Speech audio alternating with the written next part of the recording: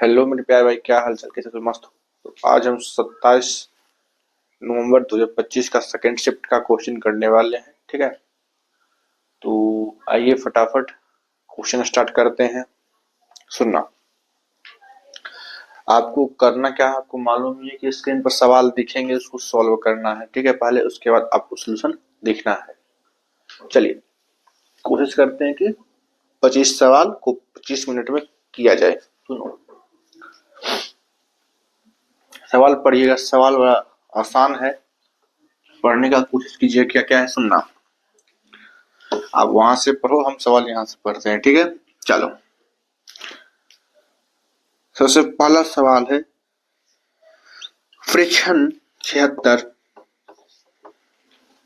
28, 79, 17, 33, 95 और 83, 30, 27, इन सब का क्या निकालना है? तो इसका माध्य निकालना है। क्वेश्चन क्या है, इनका माध्य निकालने के लिए आपको बोला गया है। माध्य कैसे निकलता है? मीन निकालने के लिए बोला गया है।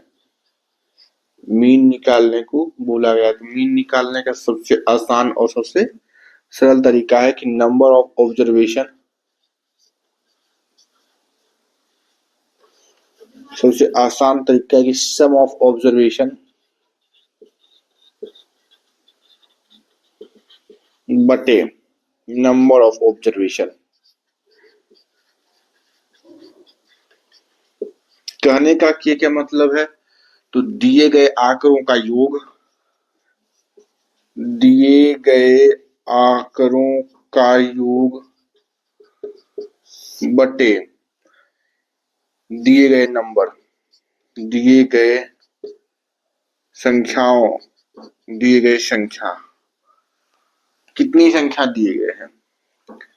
तो मेरे प्यारे भाई, ये निकालने, ये मीन निकालने का तरीका होता है। एक और तरीका होता है मीन निकालने का, जिसको हम कहते हैं डेविएशन मेथड, या फिर assume mean method. Assume mean method. लेकिन आप, हम कहेंगे कि आप यही तरीका लगाओ, आसानी से सवाल बन जाएंगे। क्योंकि डिविएशन में आपको मीन अपने मन से कुछ मानना पड़ता है, उसके बाद उससे आपको कंपेयर करना पड़ता है। ठीक है, तो हम केवल और केवल क्या लगाएंगे? मीन निकालने का तरीका कि जो भी डाटा है सबको पहले क्या करो, ऐड करो। ऐड करने के बाद जितने नंबर ऑफ डाटा हैं वो देख लो, उनसे आप भाग करो। तो यहाँ पर अगर हम करना चाहते हैं 76 plus 28 plus 79 plus 17 plus 33 plus 95 plus 83 plus 30 plus 27, इसको डिवाइड कर देंगे किससे?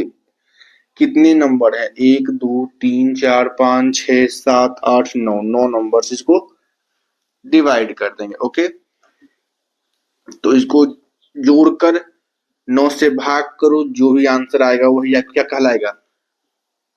मीन कहलाएगा। इतनी बात क्लियर है?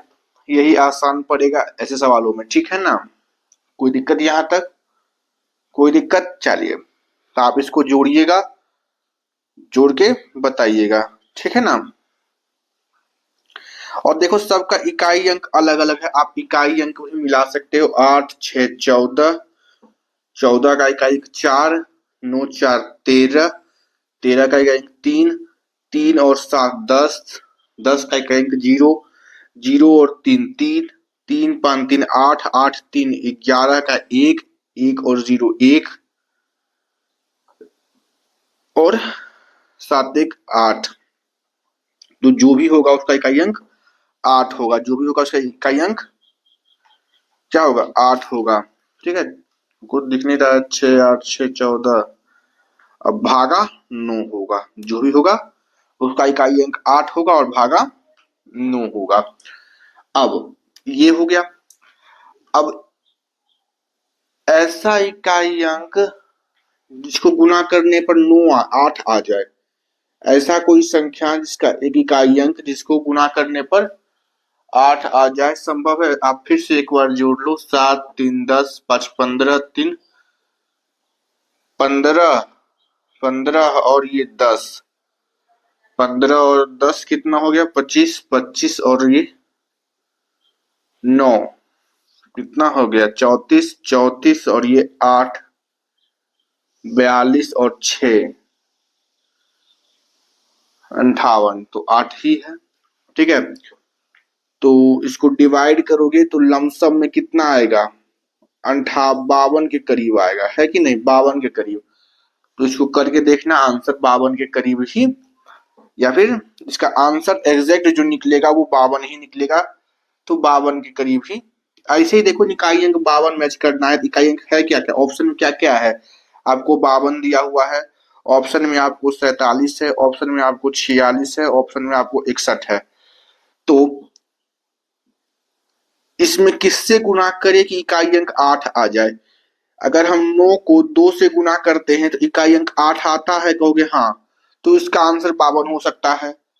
अगर हम 47 7 इकाई अंक 7 है, 7 को 9 से गुणा करते हैं तो 63, यहाँ पर इकाई अंक 3 आता है, यहाँ इकाई अंक 8 है, तो ये नहीं होगा।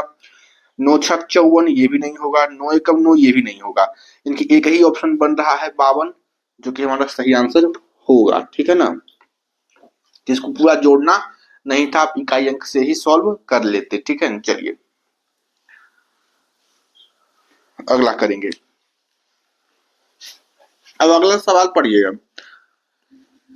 अगला सवाल पढ़िएगा, बोलिएगा। बोला, एक दुकानदार ने एक वस्तु को 12.5% लाभ पर 85.50 में बेचा, यदि उसने उसे 81.70 में बेचा होता तो उसका लाभ या हानि क्या होता। दुकानदार बोल रहा है कि अगर हम कोई सामान 12.5% के लाभ पर बेचते हैं तो आप बताइए 12.5% का लाभ क्या होगा। 12.5% का फ्रैक्शन वैल्यू 1/8, अगर कोई सामान 8 की है तो हमने उसको 12% लाभ पर बेचा, यानी कि 8 का 12% 1 होता है, तो 1 की लाभ पर बेचा कि 9 में बेचा होगा, तो अगर सीपीए है तो एसपीए हो जाएगा। लेकिन बोला है कि बेचा है, तो बेचा है मेरे प्यारे भाई कितने में,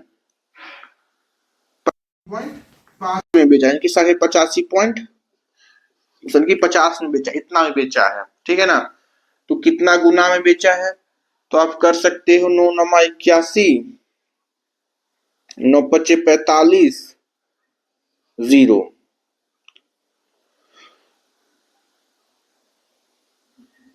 तो 5 से करोगे 9 नमा 81, 9 पचे 45, 9 गुना करोगे तो इतना ही आएगा, है ना। तो वो सामान कितना में खरीदा, तो 9.5, जिनकी 9.5 गुना, तो इसका करोगे तो 0, 9 8 पचे 40, 9 अठी 72 और 4 कितना 76, ये भी 76 आया। इनकी सामान कितने में खरीदा, 76 में, उसको बेचा 12.5% पर कितने में, 85 85 में। लेकिन अब बोल रहा है कि अगर हम इस सामान को, अगर इस सामान को 81.57 में बेचे, ये ना है 81.70 में बेचे, अगर ये सामान को, अगर ये सामान को 81.70 में बेचे तो हमको लाभ होगा या हानि। तो कहोगे सर 76 का सामान 81.7 में बिकेगा, कितना का लाभ होगा। तो आपको मालूम होना चाहिए कि 76 का सामान 81.70 में बिक रहा है, तो हमको 5.70 का लाभ होगा। ओके, अब ये लाभ किस पर होगा, पहले सामान इतना का था, अब इतना हो गया, यानी कि किससे बढ़ा है, कितना बढ़ा है, तो 5.70 बढ़ा है, किससे बढ़ा है, 76 से बढ़ा है, इनकी 5.70 किससे बढ़ा है, तो 76 से बढ़ा है, इंटू 100। अब इसको काटोगे तो 4 से काटोगे तो 25 बार में, 4 से काटोगे तो 4 एकम 4, 4 नमा 36, यानी कि 19 आ जाएगा। ठीक है, कोई दिक्कत किसी को, यहां तक कोई दिक्कत नहीं। तो ऐसे भी आप कर सकते थे, बिना काटे भी कर सकते थे ना, यहां से 2, यहां दशमलव हटाते, यहां से इसको बिना काटे भी आप कर सकते थे, दशमलव हटाते तो सीधे कट जाता है ना, तो सीधे आपसे बचता आपको 76। अब यहाँ ऐसे भी कर सकते थे, मेनली देखो बढ़िया से, आप इसको ऐसे भी कर सकते थे, 5.70 बटे 76 इंटू 100 ये दशमलव हटाओगे नीचे 2 जीरो से, ये 2 जीरो खत्म हो गया। आप केवल इस पर फोकस करते तो आप बताइए कितना ये बढ़ा है। तो 76 से कितनी बार में 2 से कटेगा, 2 से कटेगा ना, 2 से काटो, 2 से काटोगे कितना आएगा, 2 तिहाई 6, 2 अठी 16, 2 से काटोगे 2 दूनी 4, 2 अठी 16, 2 पचे 10, ठीक है ना। 285 बटे 38, 285 बटे 38। अब ये कितना गुना है, तो 60 सते 56, 21, 21 और 5 कितना 26, यानी मानो ना कि ये 7% इसमें बढ़ाना पड़ेगा, 7 पॉइंट कुछ परसेंट इसको इंक्रीज करना पड़ेगा, है कि नहीं। इनकी प्रॉफिट कितना बढ़ा, तो प्रॉफिट 7 पॉइंट कुछ परसेंट बढ़ा है, ठीक है ना। कितना प्रॉफिट हुआ, तो 7 पॉइंट कुछ परसेंट, ठीक है ना। आप अप्रोक्सीमेशन लगाओ ना, 38 का 7 गुना इसी के करीब आएगा ना, तो 7 पॉइंट कुछ बढ़ा, ठीक है ना। प्रॉफिट हुआ कितना हुआ, तो 7 पॉइंट कुछ प्रॉफिट हुआ है, ठीक है ना। चलो इतना परसेंट का प्रॉफिट हुआ है, समझ में आया कैसे किए। चलो लो कर लो जल्दी से।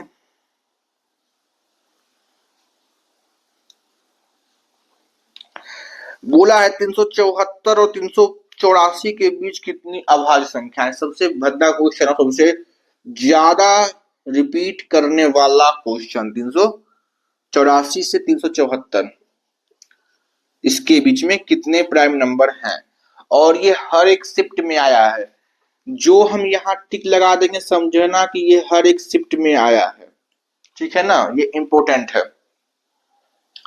देखो अब इसमें आप तो कुछ कर नहीं सकते हो, आपको जितना डाटा मालूम है बस आप वही कर सकते हो। डाटा आपको अगर याद है, समझ में है, तो आप करते जाओ। इसमें आप सिंपली लिखते चल जाओ। 374 को काउंट नहीं करना है, 384 काउंट नहीं करना है। 375 लिखेंगे, 76 लिखेंगे, 77 लिखेंगे, 78 लिखेंगे,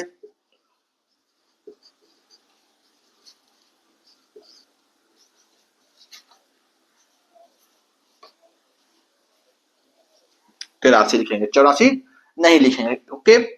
अब देखो ये इकाई अंक 5 है, ये 5 से कटता है तो ये नहीं होगा। अभाज्य संख्या कहने का मतलब, प्राइम नंबर कहने का मतलब कि ऐसी संख्या खोजो जिसका केवल और केवल 2 फैक्टर हो, केवल और केवल 2 फैक्टर हो, 2 गुणनखंड हो। उसमें से भी पहला फैक्टर 1 होना चाहिए और दूसरा फैक्टर खुद वो संख्या होना चाहिए, ठीक है ना। इसको कहते हैं प्राइम नंबर, ठीक है। तो देखो ये संख्या 2 से कट रहा है, इकाई अंक 6 है, 2 से कटने वाली है तो ये नहीं होगा। अच्छा ये भी देखो 2 से कट रहा है, ये भी नहीं होगा। 0 है, ये भी 2 से कटेगा, ये भी नहीं होगा। 2 देखो, 2 से कट रहा है, ये भी नहीं होगा। यानी कि ये खत्म हो गया। अब आते हैं जो बचा है उसको चेक करते हैं। देखो जी 7 3 10 3 13, 13 है, ये 3 से नहीं कटता है। कितनी संख्या बची, अच्छा देखो 8 और 3 3 6, 8 6 14, ये भी नहीं कटता है। 8 और 4 12, ये 3 से कटता है तो ये भी नहीं होगा, ये भी नहीं होगा। 8 और 4 12, ये 3 से कटता है, ये भी नहीं होगा। इकाई अंक 3 से कट रहा, ये सम 3 से कट रहा है तो नंबर भी 3 से कटेगा तो ये भी नहीं होगा। अब बच गए केवल ये और ये। अच्छा इसको देखते हैं, तो 13 से काट के देखो, 13 से काटोगे तो 33 39 26, 13 दूनी 26 और 26, तो 26 है तो 7 4 11 13 17 कहां से, ये 13 से कट रहा है। ये 13 गुने 13 दूनी 26, 13 17 से 13 गुने 29 है, ये 13 से कट रहा है तो ये नहीं होगा। तो केवल और केवल कितनी संख्या बच गई, एक संख्या ये बच गई, एक संख्या ये बच गई। लेकिन केवल और केवल 2 ही संख्या है, जो कौन कौन सी है, 379 और 383। यही 2 ऐसी संख्या है जो किसी से नहीं कटती है, ठीक है ना। तो आंसर कितना होगा, 2 संख्या होगा, ठीक है ना। आंसर कितना होगा, 2 संख्या होगा। आपको चेक करना होगा क्योंकि आप इतना चीज याद नहीं कर सकते, ओके। इतनी नंबर है तो इसको याद नहीं कर सकते, आपको केवल और केवल क्या करना पड़ेगा, तो केवल और केवल ध्यान में रखनी होगी कि प्राइम नंबर होती क्या है। ठीक है, बस आप नंबर लिखो और 2 5 6 7 ऐसे करके काटते हुए निकल जाओ। अगर कटी तो कटी, नहीं कटी तो वो प्राइम नंबर होगा। ठीक है ना, चलो। और ये हर शिफ्ट में रिपीट हुआ है क्वेश्चन, डाटा अलग अलग है लेकिन 300 से 400 के अराउंड ही ये घूमा है ना। चलो देखो, रेलवे का 90 पर इस रेलवे का जो है ना, जो ग्रुप डी का एग्जाम हुआ था, इसमें 70% क्वेश्चन से 80% क्वेश्चन जो है वो पीवाईक्यू रिपीट हुआ है। और same to same PYQ repeat हुआ है, सेम टू सेम। आप देखना कि कल जो शिफ्ट करवाए थे और आज जो शिफ्ट में क्वेश्चन मिल रहा है वो सेम मिलेगा, देखना आप। ठीक है, कुछ क्वेश्चन सेम मिलेगा, देखना। और उसको आप नोट कर लेना, एक कॉपी बनाना, उसको आप इंपॉर्टेंट करके नोट कर लेना कि ये हमको हर हाल में अगले जो रेलवे की एग्जाम है उसमें इस क्वेश्चन को देख के जाना है। ठीक है ना, चलो। अगला सवाल है कि 160 मीटर और 140 मीटर, आप यहां देखिएगा, आपको आसानी से दिखाई देगा, हम यहां से देख रहे हैं। ठीक है ना, चलो। 160 मीटर और 140 मीटर लंबी दो ट्रेन क्रमशः 100 किलोमीटर प्रति घंटे और 130 किलोमीटर प्रति घंटे की चाल से एक ही दिशा में चल रही है। पीछे से आ रही तेज चाल वाली ट्रेन को दूसरे ट्रेन को पूर्ण रूप से पार करने में कितना सेकेंड लगेगा। आप क्वेश्चन पढ़ो, समझ में नहीं आए कोई बात नहीं है, सुनना। दो ट्रेन है,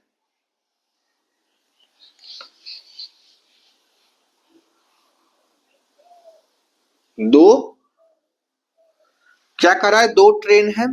एक की लंबाई कितनी है, एक की लंबाई है 160 और 140। इसकी मान लेते हैं 160 मीटर है ना, मीटर, और इसकी 140 मीटर। ओके, एक की स्पीड मान लेते हैं 100 किलोमीटर प्रति घंटा है और इसकी रफ्तार कितनी है, इसकी रफ्तार 130 किलोमीटर प्रति घंटा है।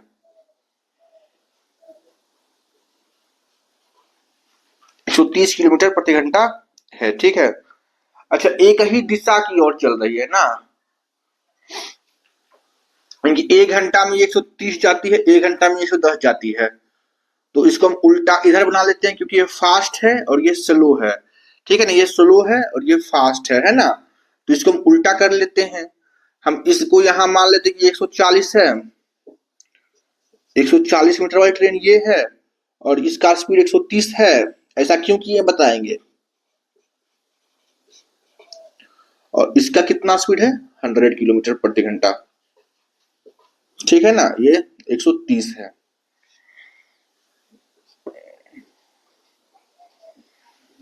ठीक है ना, कोई दिक्कत। चलो, 130 वाली कितनी, 160 वाली जो लंबी ट्रेन जो है वो 100 किलोमीटर प्रति घंटे की रफ्तार से चल रही है और 140 मीटर प्रति घंटे की रफ्तार चलने वाली 140 वाली 130 से चल रही है ना। चलो, ये एक ही दिशा में चल रही है, यानी अगर ये ट्रेन इधर ही जा रही है तो ये भी ट्रेन इधर जा रही है। मान लेते हैं इसको अगर हम पहले बनाएंगे तो ये कभी भी इसको ये जो है, अगर इसका स्पीड इससे कम है, अगर इसका स्पीड इससे कम है तो आप हमको बताओ क्या कभी भी ये ट्रेन इसको क्रॉस कर पाएगी, तो नहीं कर पाएगी। अगर इससे इसका स्पीड ज्यादा होगा तभी तो इसको क्रॉस कर पाएगी। तो इसलिए हम इसको यहां बनाए हैं और इसको यहां बनाए, क्योंकि अगर हम ये पहले लिखते थे, अगर हम पहले लिख देंगे तो ये कभी भी इसको क्रॉस कर ही नहीं पाएगी, है ना।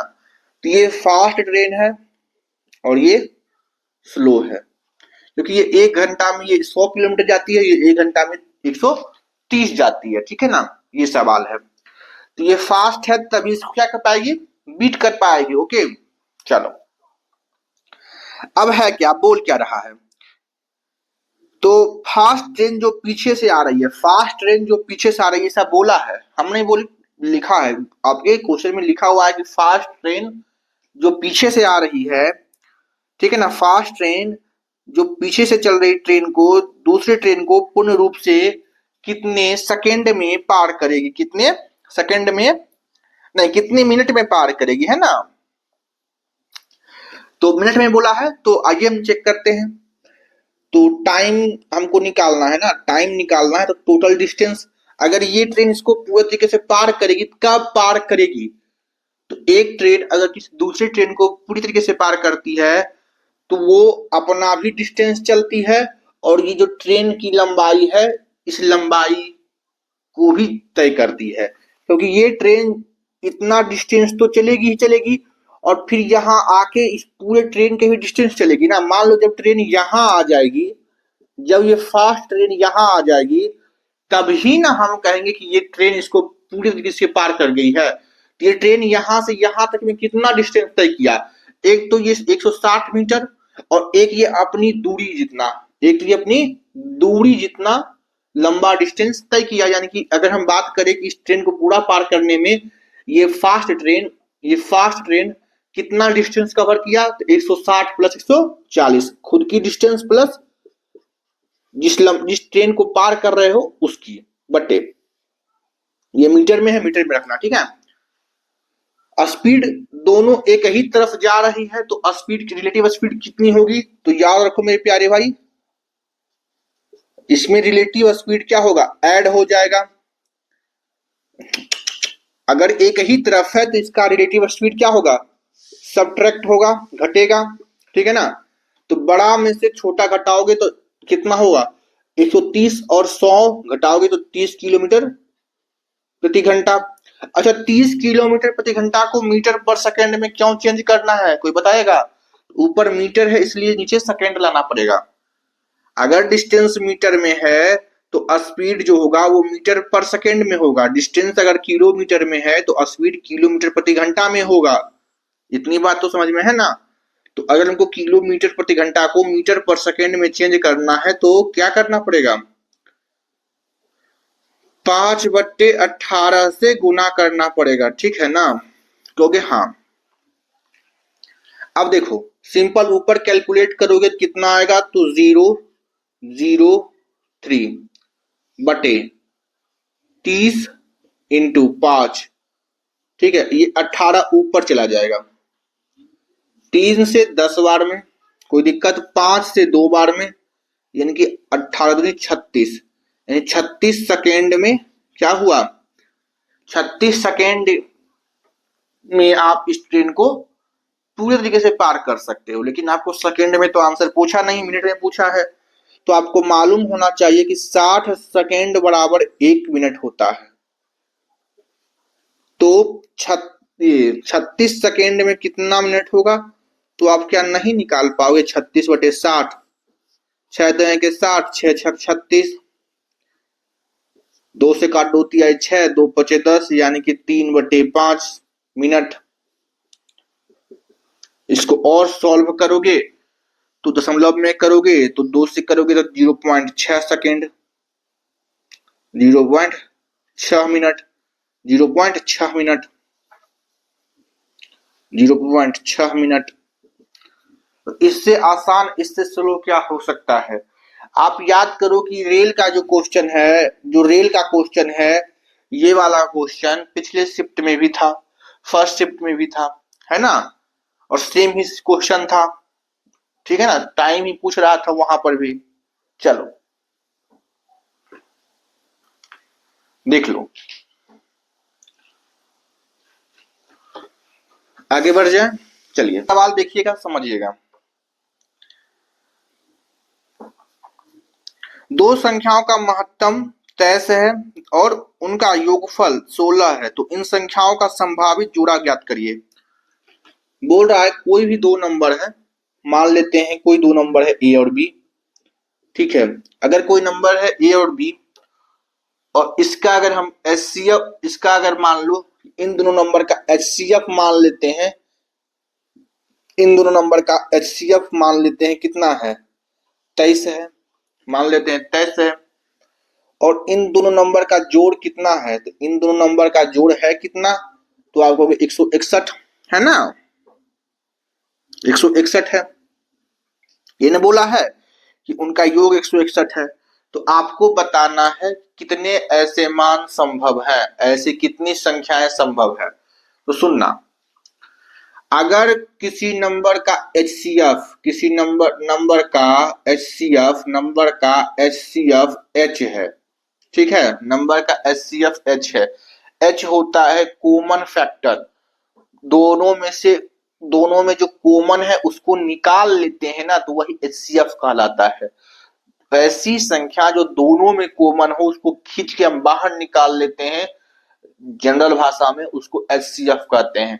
अगर किसी संख्या से एचसीएफ बाहर निकल जाता है तो संख्या में केवल और केवल ऐसे नंबर मिलते हैं जो आपस में को प्राइम हो, जिसमें कोई भी कॉमन नहीं हो, क्योंकि कॉमन पहले ही निकल चुका है। तो अगर हम कोई संख्या h है, कोई संख्या में किस संख्या का एचसीएफ h है, तो संख्या क्या होगी, hx और hy होगी। क्या सहमत हो? अगर हम संख्या का एचसीएफ निकाल देंगे, क्योंकि दोनों में एचसीएफ होना चाहिए, है ना, तो दोनों में एचसीएफ है, तो अगर हम एचसीएफ निकाल देंगे तो केवल बचेगा x और y, और x और y क्या होंगे, आपस में को प्राइम होंगे, यानी कि इन दोनों में कोई भी कॉमन नहीं होगा, क्योंकि कॉमन जो था वो हमने क्या कर दिया, बाहर निकाल दिया, इसमें कोई भी कॉमन नहीं होगा। ये क्या होंगे, को प्राइम नंबर होंगे। ये कैसे होंगे, को प्राइम नंबर, सह अभाज्य संख्या हो जाएंगी। ठीक है, इतनी बात क्लियर है, कहोगे हाँ। तो मान लेते हैं कि इन दोनों संख्याओं का एचसीएफ 23 है, इन दोनों संख्या, जो भी ये दो संख्या है इसका एचसीएफ 23 है, तो ये तो संख्या होगी, नंबर हो जाएंगी, ये क्या होंगी, नंबर होंगी। अगर हम आपसे पूछे कि इस नंबर का सम बताइए, आप बता सकते हो यहां से नंबर का सम, तो कहोगे हाँ, H X plus H Y कर देंगे, एच कॉमन लोगे तो क्या आएगा, एक्स प्लस वाई, यानी कि सम क्या होगा, ये सम जो होगा उन दोनों को प्राइम नंबर का ये एचसीएफ जो होगा उन दोनों को प्राइम नंबर के योग का क्या होगा, एक मल्टीपल होगा। कहोगे हाँ, कहोगे हाँ। चलो, तो यहां आइए, अगर एचसीएफ 23 है, एचसीएफ 23 है, तो यहां से अगर हम नंबर लिखना चाहते हैं, क्योंकि नंबर तुमको मालूम ही नहीं है, तो अपने मन से ए भी माने हैं, नंबर मान लेते हैं, क्या हो जाएगा, अगर एचसीएफ एच है तो नंबर एच एक्स और एच वाई होगा, यानी कि 23 दोनों में होगा, तो 23 एक्स नंबर कितना होगा, 23 एक्स और 23 वाई, 23 एक्स और 23 वाई होगा, क्योंकि 23 इसमें भी है, 23 इसमें भी है, 23 दोनों में से 23 निकाल लेंगे तो वही हमारा क्या होगा, एचसीएफ होगा, और एक्स और वाई क्या होंगे, आपस में को प्राइम नंबर होंगे। यहाँ तो कोई दिक्कत नहीं है। अगर हम सम की बात करें तो सम कितना होगा, 23 कॉमन ले लोगे तो एक्स प्लस वाई बचेगा, है कि नहीं, इन दोनों को जोड़ोगे तो 23 एक्स प्लस 23 वाई जोड़ोगे तो 23 कॉमन लोगे तो एक्स प्लस वाई बचेगा ना, कहोगे हाँ। सम दिया कितना है, 161। अब देखो 23 से कटता है, काटो तो, 23 से काटो, 23 से काटो, कितनी बार में कटेगा, 7 की 7 14, यानी कि 7 बार में ये पूरा पूरी कटेगा। यानी कि एक्स और वाई का मान कितना है, जोड़ कितना है, 7 है, एक्स और वाई का सम कितना है, 7 है, दोनों को प्राइम नंबर का सम कितना है, 7 है। अब ऐसे दो संख्या ढूंढो जो आपस में को प्राइम हो और उनका सम 7 हो, ऐसी दो संख्या खोजो जो आपस में को प्राइम हो और क्या हो, उसका सम 7 हो। तो हमने माना 1 और 6, यहां आइए देखते हैं, x और x प्लस वाई बराबर 7, हमने माना x को 1, y को 6, y को 6, x को 2, y को 5, x को 3, y को 4, x को 4, y को 3। क्या ऐसा लिख सकते हैं, क्या ऐसा लिख सकते हैं, तो नहीं। अगर मान लो एक समय के लिए कि x की जगह पर 3 है, x की जगह पर 3 है, तो नंबर कितना है हमारा, 23x और 23y। तो एक बार x की जगह पर 3 रखेंगे, 23 गुना 3 और 23 गुना 4, ये एक नंबर बनेगा, और ये एक नंबर बनेगा। अगली बार हम क्या 23 गुने 4 और 23 गुने 3 रखेंगे, तो क्या एक अलग नंबर बनेगा, नहीं। इसका ये भी जो नंबर है वो ये नंबर है, दोनों बराबर ही तो लिखा गया, तो रिपीट यहाँ पर नहीं करेंगे, ठीक है, रिपीट यहाँ पर नहीं करेंगे। अगर ऐसा करेंगे तो आप देखो एक ही संख्या 2 बार लिखा गई ना, ये नंबर और ये नंबर, ये दोनों नंबर तो सेम है, इन दोनों का एचसीएफ सेम ही आएगा, तो ऐसा क्यों करना, है ना। तो रिपीट नहीं करेंगे। जब रिपीट नहीं करेंगे तो हमारे पास, अच्छा कितने को ये भी लग रहा होगा कि सर इसको मान लेते हैं 0, इसको मान लेते हैं 7। अगर आप x को 0 मानते या फिर इसको 0 मानते इसको 7 मानते तो क्या होता सुनना। एक संख्या 23x, एक संख्या 23y। आप अगर x को 0 मानोगे तो ये संख्या 0 और 23 गुने 7 होगा। इसका एचसीएफ निकालोगे तो कभी भी 23 आएगा कहोगे, कहोगे नहीं। अगर 0 हो गया तो यही एक संख्या बची, ये संख्या तो बची ही नहीं। लेकिन बोला है 2 संख्या, तो यहाँ तो एक ही संख्या बची, ऐसा संभव हो नहीं सकता है कि नहीं।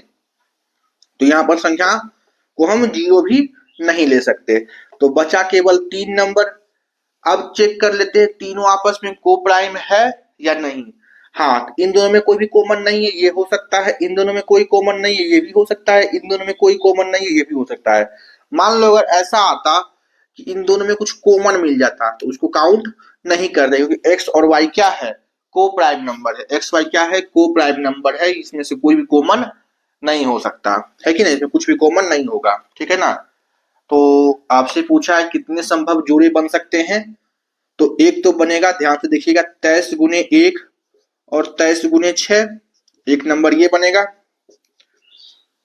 दूसरा नंबर बनेगा 23 गुने 2 और 23 गुने 5। तीसरा नंबर बनेगा 23 गुने 3 और 23 गुने 4। ये एक नंबर, यानी कि टोटल 3 जोड़े बनेंगे। यानी कि एक जोड़ा में 2 संख्या है तो 3 जोड़ा में 6 संख्या, यानी कि टोटल कितने नंबर बनेंगे, 3 जोड़े नंबर बनेंगे। ओके, चलिए ठीक है। अगला भाई आपका बोर्ड मार्क्स है। हम पहले ही बोले थे बोर्ड मार्क्स का सवाल है, 2 सवाल हर एक शिफ्ट में बोर्ड मार्क्स का पूछ रहा है, ठीक है। 1 से 2 सवाल हर एक शिफ्ट में पूछ रहा है। अगले शिफ्ट में भी देखे थे, इससे पहले वाले शिफ्ट में भी देखे थे कि 1 से 2 सवाल था। इस शिफ्ट में भी 2 सवाल आपको बोर्ड मार्क्स का देखने को मिल जाएगा। लेकिन हम फिर भी बोले हैं कि बोर्ड मार्क्स के सवाल को आप अंतिम में अटेम्प्ट करो। हाँ, चलो हम भी करते हैं। 4 माइनस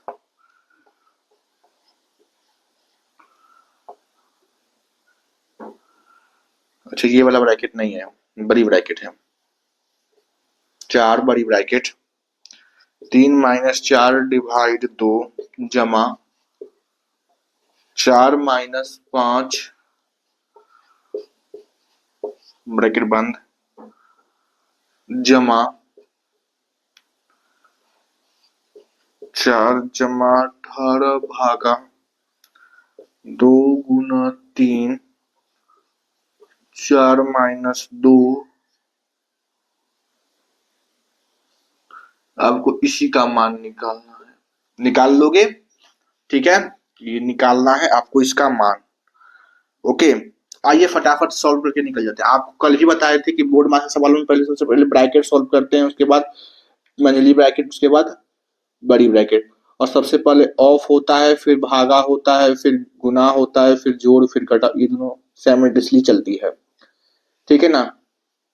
तो आप इसको पहले सॉल्व कर लेते हैं। तो पहले हम यहाँ सॉल्व कर लेंगे। 5 में से 2 घटाओगे कितना बचेगा, 3 बचेगा। ये पूरा खत्म, 3 आएगा यहाँ पर। 4 में से 3 घटाओगे 1 आएगा, ये पूरा खत्म, 1 आएगा। ये ब्रैकेट भी खत्म हो गया, 1 आ गया। अब देखो, अब इसमें देखोगे सब भागा है, तो सबसे पहले इसका काम करेंगे। 4 भागा 2 कितना होगा, ये पूरा 2 होगा, ठीक है। 2 देखो, 3 और 1 4, 3 और 1 4 में से 2 घटाओगे, देखो पहले जोड़ करेंगे, 3 1 4 में से 2 घटाओगे 2 आएगा, पूरा 2 आएगा। ब्रैकेट खत्म हो गया। और 4 में से 2 घटाओगे तो भी 2 आएगा, ये पूरा 2 आया, ठीक है। अब यहां सॉल्व करते हैं। 4 में से 2 2,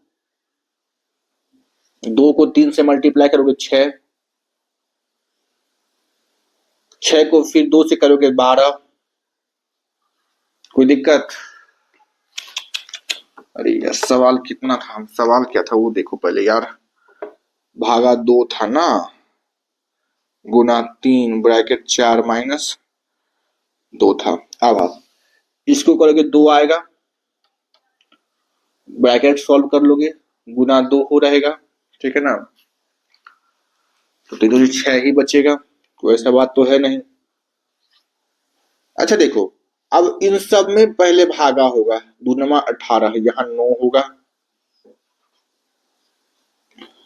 गुना 54 होगा, 54 में 4 जोड़ कितना आएगा, 54 और 4 58 होगा, ब्रैकेट खत्म, 58 हो गया। अब 58 में 2 जोड़ोगे 60 होगा, और 60 ही आपका राइट आंसर होगा। चलिए समझ में आ गया ना, ऑप्शन नंबर डी। चलो ये आपको लास्ट में अटेम्प्ट करना है, ठीक है। चलो अगला सवाल, सवाल है, सुनना ध्यान से और समझना। 326 का स्क्वायर, ये सवाल है, देख लो बढ़िया से, माइनस 21864 का स्क्वायर, देखो बढ़िया देख लो, ठीक है ना, बटे 2 बार रिपीट करके लिखा गया है तो हम स्क्वायर कर दिए, 10808 इसका मान पूछा है। यहां भी लिख दिया, ऊपर भी लिखा हुआ है। देखो हमारा माइंड ये काम करना चाहिए कि अगर ऊपर कहीं ए स्क्वायर माइनस बी स्क्वायर लिखा हुआ है तो बटे बटे बटे हमेशा ए प्लस बी या ए माइनस बी होगा, हमेशा ए प्लस बी या ए माइनस बी होगा, ये हमारा दिमाग काम करना चाहिए। अगर ऊपर ए स्क्वायर प्लस बी स्क्वायर है तो नीचे हम कोशिश करेंगे, फर्स्ट प्रियोरिटी देंगे कि चेक करते हैं कि ए प्लस बी नीचे लिखा हुआ है कि ए माइनस बी नीचे लिखा हुआ है। अगर नीचे ए प्लस बी लिखा हुआ है उसका उत्तर हमेशा ए माइनस बी आएगा, और अगर ऐसा लिखा हुआ है नीचे ए माइनस बी लिखा हुआ है जिसका उत्तर ए प्लस बी आएगा। तो हम सबसे पहले यही चेक करते हैं ना, उसके बाद हम कुछ अपना दिमाग लगाते हैं। तो देखो ए प्लस बी चेक करने के लिए पहले चेक करेंगे, 4 2 6, इकाई अंक 8 है, तो ए प्लस बी तो ए माइनस ए प्लस बी तो ये तो होगा नहीं नीचे, ये तो होगा नहीं नीचे। अब चेक करते ए माइनस बी है, तो देखो 12 में से 4 घटाओगे तो 8 आएगा, इकाई अंक आ गया। यानी कि अब 100% तय हो गए कि नीचे ए माइनस बी है, नीचे ए माइनस बी है। ऊपर ए स्क्वायर और बी स्क्वायर, ए स्क्वायर माइनस बी स्क्वायर है, और नीचे लिखा हुआ है, नीचे देख लो बढ़िया से, नीचे जो लिखा हुआ है ना, ये लिखा हुआ है 32672 माइनस 21864। आप चेक कर लो, इसका आंसर यही आएगा, ये लिखा हुआ है। तो क्या आपको ये दिख रहा है ए स्क्वायर माइनस बी स्क्वायर बटे ए माइनस बी, कहोगे हाँ ये फॉर्मेट दिख रहा है। तो इसका आंसर होता क्या है, ए प्लस बी। तो इसका सीधा आप आंसर लिख सकते थे ए प्लस बी। ए है कितना, 32672 प्लस 21864 बी, तो 4 2 6 6 7 6 13। आप इकाई अंक मिला लो, इकाई अंक आप मिला सकते हो, 36 36 सबका ही है, तो आप क्रिया जोड़ ही लो, 7 6 13, 8 6 14, 1 15, 2 1 3 1 4, 3 2 5, 54 53 छो, 54 53 छो, ठीक है ना, ये आपका आंसर होगा। तो फॉर्मूले आपको याद होने चाहिए, माइंड क्लिक करना चाहिए कि अगर ए प्लस बी ऊपर है तो नीचे ए प्लस बी भी हो सकता है, ए माइनस बी भी हो सकता है, ओके। अगर ऊपर ए स्क्वायर माइनस बी स्क्वायर है तो नीचे क्लिक करना चाहिए कि नीचे हमेशा और हमेशा या तो ए प्लस बी होगा या तो ए माइनस बी होगा, ठीक है। कोई और नंबर हो सकते हैं तो उसको में फिर आप अलग कैलकुलेशन करोगे, लेकिन जब हमको फॉर्मूला दिख ही रहा है तो हम फॉर्मूला यूज करेंगे, है कि नहीं। चलो से भी हर शिफ्ट में सवाल पूछे जा रहे हैं, इस शिफ्ट में भी पूछे गए हैं, देख लीजिए। पूछा है 10a बराबर 1, 10a बराबर 1, और आंसर पूछा है sign A plus cos A का, sign A plus cos A का मान पूछा है। तो क्या हमको ये बताना पड़ेगा, अच्छा 1 को लिखे या 1/1 लिखे, बात तो बराबर ही है। 10 थीटा या 10a होता क्या है, तो p/b होता है। अगर p का मान 1 है, b का मान 1 है, p का भी मान 1 है, b का भी मान 1 है, तो हम h का मान यहां से निकाल सकते हैं, क्योंकि हाँ पाइथागोरस से p² + b² का अंडर रूट तो 1 का स्क्वायर प्लस 1 का स्क्वायर का अंडर रूट यानी कि 2 का अंडर रूट यानी कि 2 under root 2 under root 2 under root 2। Okay, यहां तक कोई दिक्कत नहीं। अच्छा, साइन थीटा होता है पी बटे एच, कॉस थीटा होता है बी बटे एच, यहां तक तो कोई दिक्कत नहीं है, यहां तक तो कोई दिक्कत नहीं होना चाहिए। तो आप सीधा देखो यहाँ पर, आप एक तो तरीका है कि आप p प्लस बी बटे एच लिख दो, आंसर आ जाएगा। लेकिन जो समझदार नहीं है, जो थोड़ा सा जिनको आगे एक स्टेप नहीं लिखना है, वो तो यही से कर लेंगे कि p और b का मान कितना है, 1 और 1 है 2, 2 बटे अंडर रूट 2 लिख देंगे। लेकिन जो ज्यादा समझदार नहीं है तो वो लिख के करो, p बटे एच कितना होगा आपको ये बताओ। p बटे एच, तो p है 1, h है रूट 2, तो 1 बटे रूट 2 प्लस, कोई दिक्कत। b बटे एच क्या होगा, b है 1 और h क्या है रूट 2। देखो बेस सेम है तो रूट टू एलसीएम होगा, 1 प्लस 1 होगा बराबर 2 रूट 2 होगा। 2 रूट 2 का मतलब 2 को हम लिख सकते हैं रूट 2 इंटू रूट 2 बटे रूट 2 से रूट 2 कट गया, आंसर रूट 2 आया, आंसर रूट 2 आया। और जो समझदार है वो यहीं से लिख सकते थे कि p प्लस बी बटे एच को h एलसीएम आएगा तो p प्लस बी आएगा। p प्लस बी है 2, h है रूट 2, यहां से हम लिख सकते हैं 1 बटे रूट 2, है कि नहीं, सॉरी रूट 2 लिख सकते हैं ऊपर, एक रूट 2 से एक रूट 2 कट गया, आंसर रूट 2 आएगा। आप ऐसे भी सोच सकते थे यहां से भी, और खैर कोई दिक्कत नहीं है, आप जैसे भी करो ठीक है, लेकिन आप सवाल बनने चाहिए, ठीक है ना। चलो सवाल देखो, अमित और दीक्षा ने मिलकर एक व्यवसाय में इतना का निवेश किया, ठीक है। वर्ष के अंत में 6,000 के कुल लाभ में से अमित का हिस्सा 2100 था, तो अमित ने कितना निवेश किया। सुनना, अमित और दीक्षा ये दोनों इन्वेस्टमेंट करते हैं। आपको मालूम होना चाहिए, आपको मालूम होना चाहिए कि प्रॉफिट जो भी होता है ना, प्रॉफिट जो भी होता है ना, वो इन्वेस्टमेंट के डायरेक्टली प्रोपोर्शनल होता है। इन्वेस्टमेंट कि आप जिस रेशियो में इन्वेस्टमेंट कर रहे हो, प्रॉफिट भी आपको उसी रेशियो में मिलना चाहिए, ठीक है। जितना आप प्रॉफिट करोगे उतना आप इन्वेस्टमेंट किए होगे, तभी ना आप उतना प्रॉफिट करोगे। और प्रॉफिट जो होता है ना, वो टाइम के भी डायरेक्टली प्रोपोर्शनल होता है कि जितना आपको प्रॉफिट, जितना आप लंबे समय तक उस व्यवसाय में रहोगे, आपको उतना ही प्रॉफिट होगा।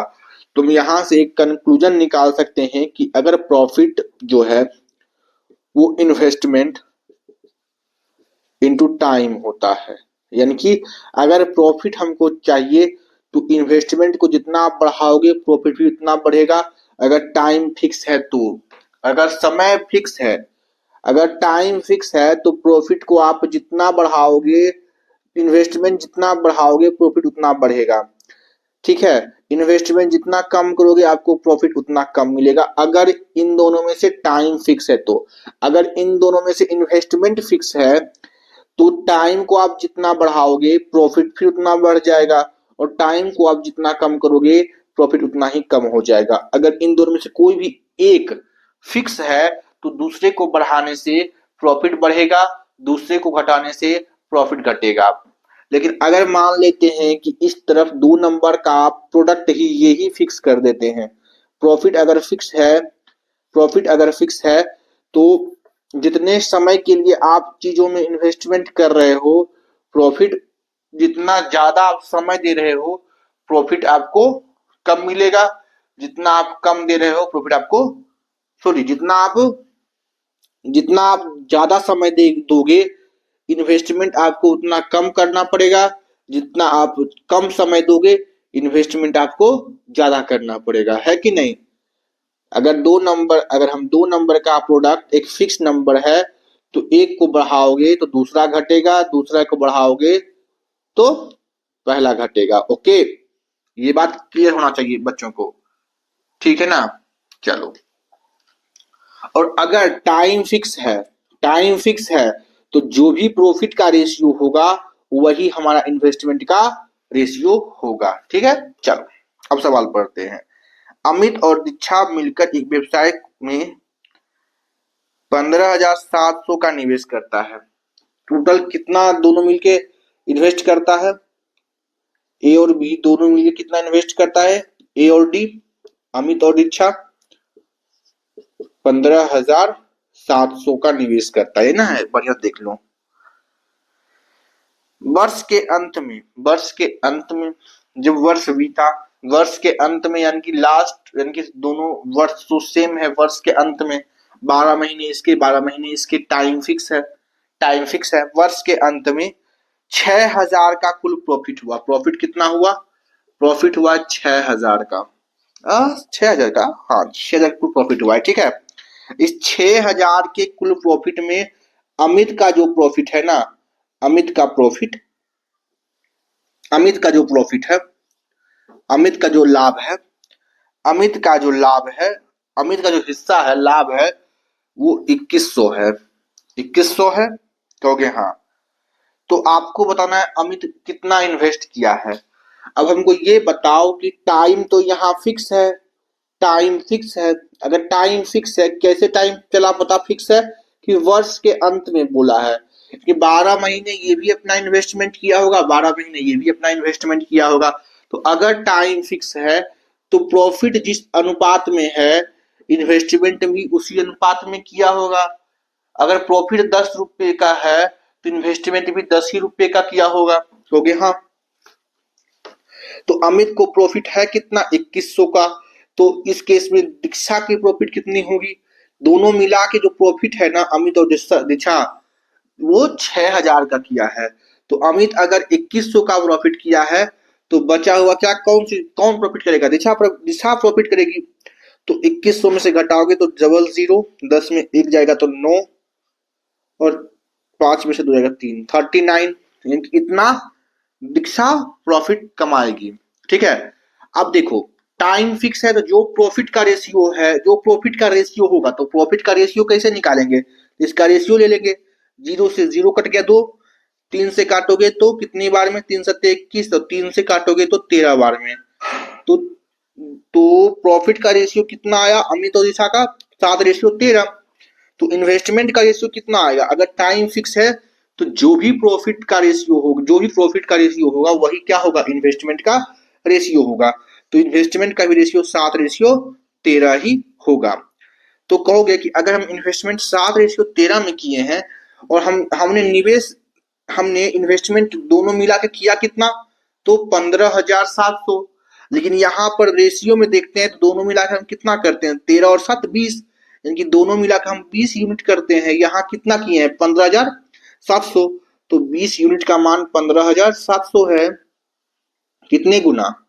तो कहोगे 2 7 14 और 2 8 16, 2 5 10, 785 गुना, 785 गुना। तो पूछा है ए ने कितना पैसा लगाया होगा? तो ए ने 7 यूनिट लगाया। एक का इन्वेस्टमेंट 7 यूनिट है। तो अगर एक यूनिट का मान 785 है, अगर एक यूनिट का मान 785 है तो 7 यूनिट का मान कितना होगा? 7 से मल्टीप्लाई, 7 5 35, 8 7 56 और 3। ठीक है ना, 7 49, 54, 54 95, 7 5 35, 8 7 56 और 3, इतना 50 और 5, 5495, इनकी 54,095, 5495 अमित ने इन्वेस्ट किया है। ठीक है ना, कोई दिक्कत याद है किसी को? Option number B. तो अमित ने कितना इन्वेस्टमेंट किया? 5495। क्लियर है? अगर आपसे यही पूछता कि दिशा कितना इन्वेस्टमेंट किया तो 13 यूनिट का मान निकालते। एक का मान 785 है तो 13 का मान कितना होगा? 13 गुना कर देते, है कि नहीं? चलो अच्छा, सवाल देखना है सभी को। ठीक है ना, एक व्यक्ति अपनी आय का 60% की एक व्यक्ति अपनी आय में 60% की क्या करता है? बचत करता है। तो यदि उसका व्यय 400 है तो उसकी आय कितनी है। सुनना, अगर वो अपनी आय का 60% बचाता है, इसका मतलब कि 60% का फ्रैक्शन वैल्यू 3/5, तो अगर उसकी आय 5 है, इनकम अगर 5 है, तो सेविंग कितना कर रहा है, 3 का बचत कर रहा है। तो खर्च कितना कर रहा है, अगर इनकम 5 है, 3 का बचत करता है, तो खर्च 2 ही ना कर रहा होगा, क्योंकि इनकम बराबर सेविंग प्लस एक्सपेंडिचर, बचत प्लस खर्च।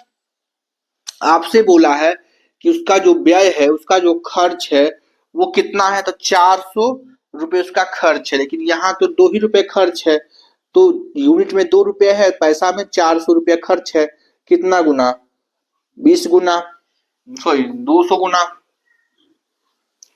तो आपसे क्या पूछा है, इसका इनकम, इसका इनकम कितना होगा, 200 गुना 5 का 200 गुना 1000। तो इस व्यक्ति की इनकम कितनी होगी, 1000। आपसे पूछता कि इस व्यक्ति का खर्च कितना है, तो एक्चुअल पैसा में खर्च कितना है, तो 600 खर्च होता, 200 गुना, है कि नहीं। चलो, सब चीज आप निकाल सकते हो अगर एक ही दिया हुआ हो तो, लेकिन आपसे केवल और केवल क्या पूछा है, इनकम पूछा है, तो 1000 हो जाएगा, ठीक है ना। चलो, सवाल देखोगे और करोगे।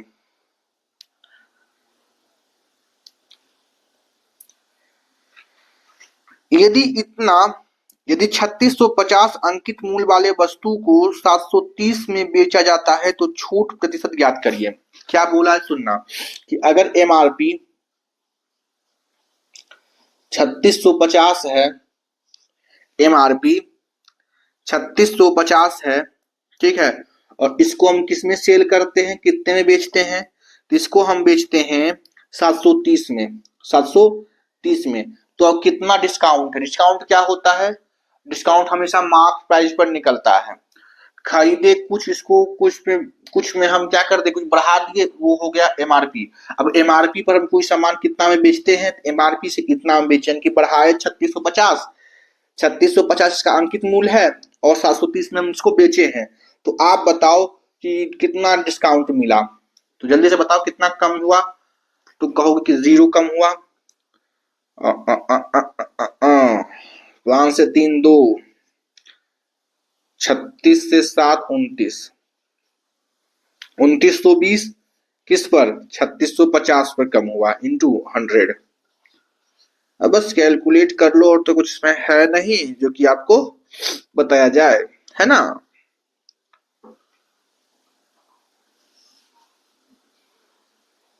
चलो अब इसको काटा पीटी करते हैं। 6 3 9 5 14,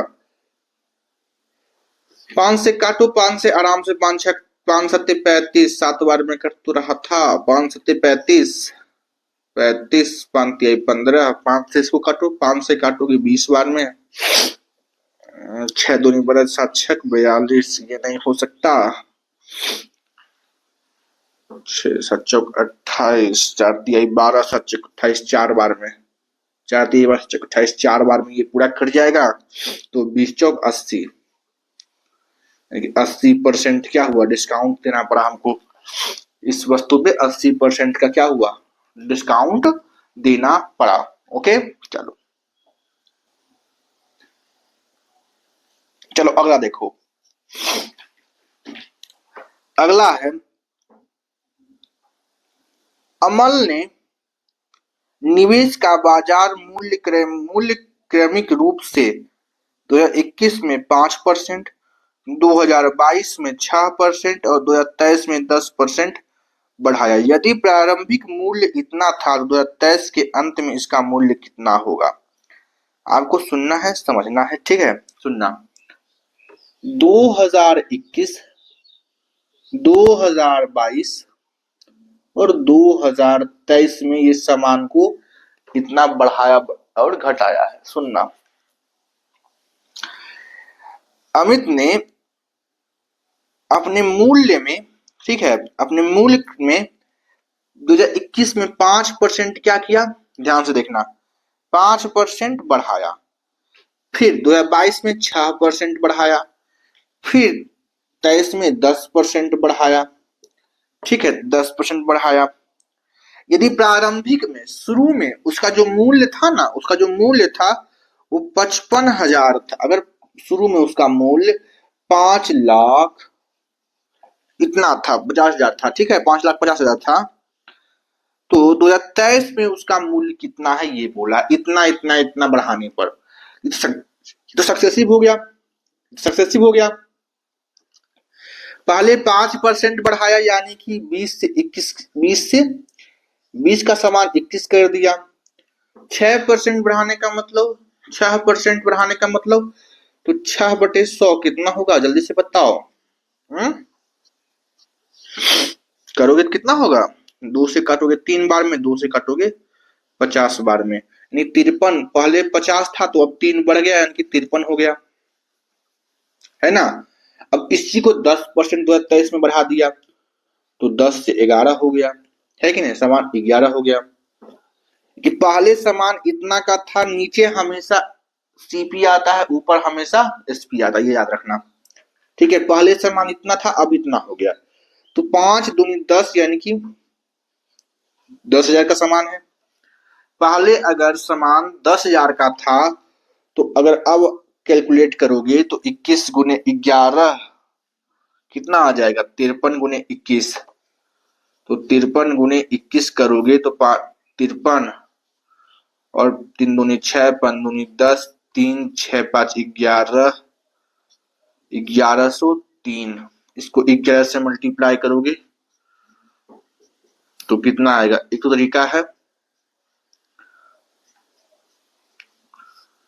3 1 4 2 2 1, यानी कि अब सामान का दाम 12,243 हो गया। पहले सामान का दाम था कितना, 10,000 था, अब सामान का दाम बढ़ के कितना हो गया, 12,243। पहले सामान का दाम एक्चुअल में कितना था, तो आप कहोगे कि 5,50,000।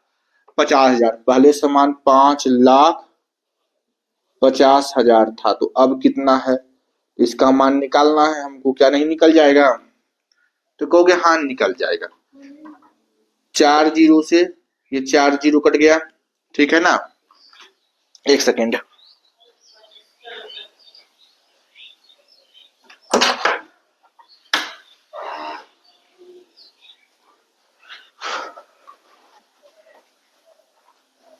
अब 4 जीरो से ये 4 जीरो कट जाएगा, ठीक है ना। तो 1 का मान कितना गुना, तो ये 1 का मान कितना आया, 55 आया। तो आप 12,243 का मान निकाल सकते हो, कहोगे हाँ। इसका 55 गुना कर देंगे, इसका 55 गुना करोगे तो जो भी आएगा वही आपका क्या होगा, आंसर आएगा। अंत में इकाई अंक 5 आएगा। तो क्या इकाई अंक 5 है, किसी ऑप्शन में देख लो, एक बार ऑप्शन में देख लो।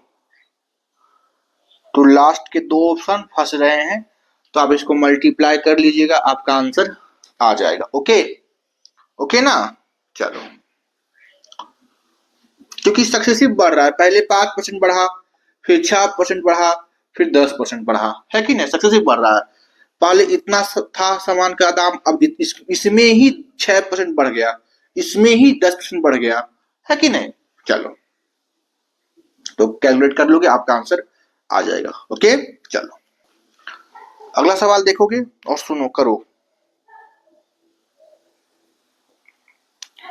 एक भाई अपनी बहन से 6 वर्ष बड़ा है।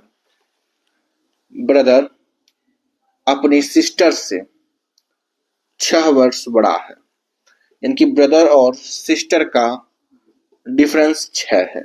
इतनी तो आपको आनी चाहिए, ठीक है। उनकी वर्तमान आयु का योगफल 38 है। उनका वर्तमान जो भी आयु है, वर्तमान आयु मानते हैं बी है, तो उसका जो योगफल है सिस्टर का, वो है कितना, कितना है भाई, उनके वर्तमान आयु का योगफल 38 वर्ष है, ठीक है। अब से 15 वर्ष बाद बहन की आयु क्या होगी। अरे भाई पहले प्रेजेंट एज तो निकाल लो, पहले बी और एस तो निकाल लो, है ना। तो यहाँ देखो कि जोड़, अगर 2 संख्याओं का जोड़ 38 है और 2 संख्याओं का घटाव 6 है, तो हम इसको यहाँ लिख दे बी माइनस एस 6। और अब घटाओगे तो ये कट गया, 2b बचा, ये घटाओगे तो कितना आएगा, 32 आएगा ना। 2 से 16, बी का मान 16 आया। कि ब्रदर की प्रेजेंट एज 16 साल है, ठीक है, ब्रदर की प्रेजेंट एज 16 साल है। तो हमको ये बताओ सिस्टर की प्रेजेंट एज कितनी साल होगी। तो सिस्टर की प्रेजेंट एज अगर हम आपसे पूछे तो 16 में से 6 कम कर दोगे, यानी कि 10 साल हो गए, कि तभी ना सिस्टर से 6 साल बड़ा होगा भाई। कहोगे हाँ, आपसे पूछा है 15 वर्ष बाद, तो 15 वर्ष बाद बहन का कितना होगा, तो 25 साल। अगर आपसे पूछता कि 15 वर्ष बाद भाई का कितना होता, 16 से 15 जोड़ देते, है कि नहीं, तो हो जाता 21 साल। 21 साल है ना। कोई दिक्कत यहाँ तक किसी को।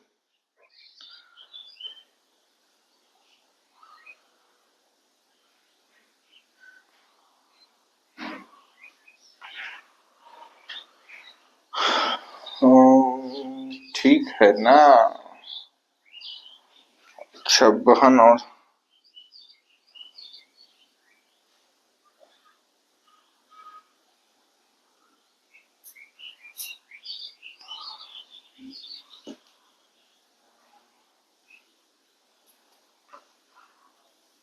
सही तो है, ब्रदर का कितना होगा। अच्छा अच्छा अच्छा अच्छा अच्छा अच्छा अच्छा, यहाँ देखो देखो, मिस्टेक, सिली मिस्टेक हो गया भाई, सिली मिस्टेक। सुनना, ये अगर 2 भी इधर जुट जाएगा ना, 8 6 14, 3 और 1 4, है ना, 44 ना होगा। तो बी का मान यहां से निकालोगे तो 22 आएगा, है कि नहीं। बी का मान 22 आएगा। ओके, बी का मान 22 आएगा। ठीक है, तो एस का मान कितना होगा, तो 22 में से 6 कम, तो बताओ। तो 16 4 20 2 22, 16 होगा। अब इससे 15 साल ज्यादा कर लो, कितना, 31। आंसर 31 आएगा, ठीक है, 31 आएगा। देखो, यहाँ हमने गलत ऐड किया था, 22 आएगा। ये ब्रदर का जो एज है प्रेजेंट वो 22 है, और सिस्टर का प्रेजेंट एज 16 साल है। तो 15 वर्ष बाद कितना होगा, 31 साल होगा। ठीक है ना, चलो कोई दिक्कत यहां तक। चलिए अगला देखो। एक दुकानदार एक वस्तु के मूल्य इतना अंकित करता है, एमआरपी कितना अंकित करता है, जल्दी से देखना है सभी को। एक वस्तु के मूल्य जो है अंकित कितना करता है, 57 5660 5670। यदि इस पर 28% छूट देने के बाद, इस पर 18% छूट देता है, बड़ा अच्छा दुकानदार है भाई,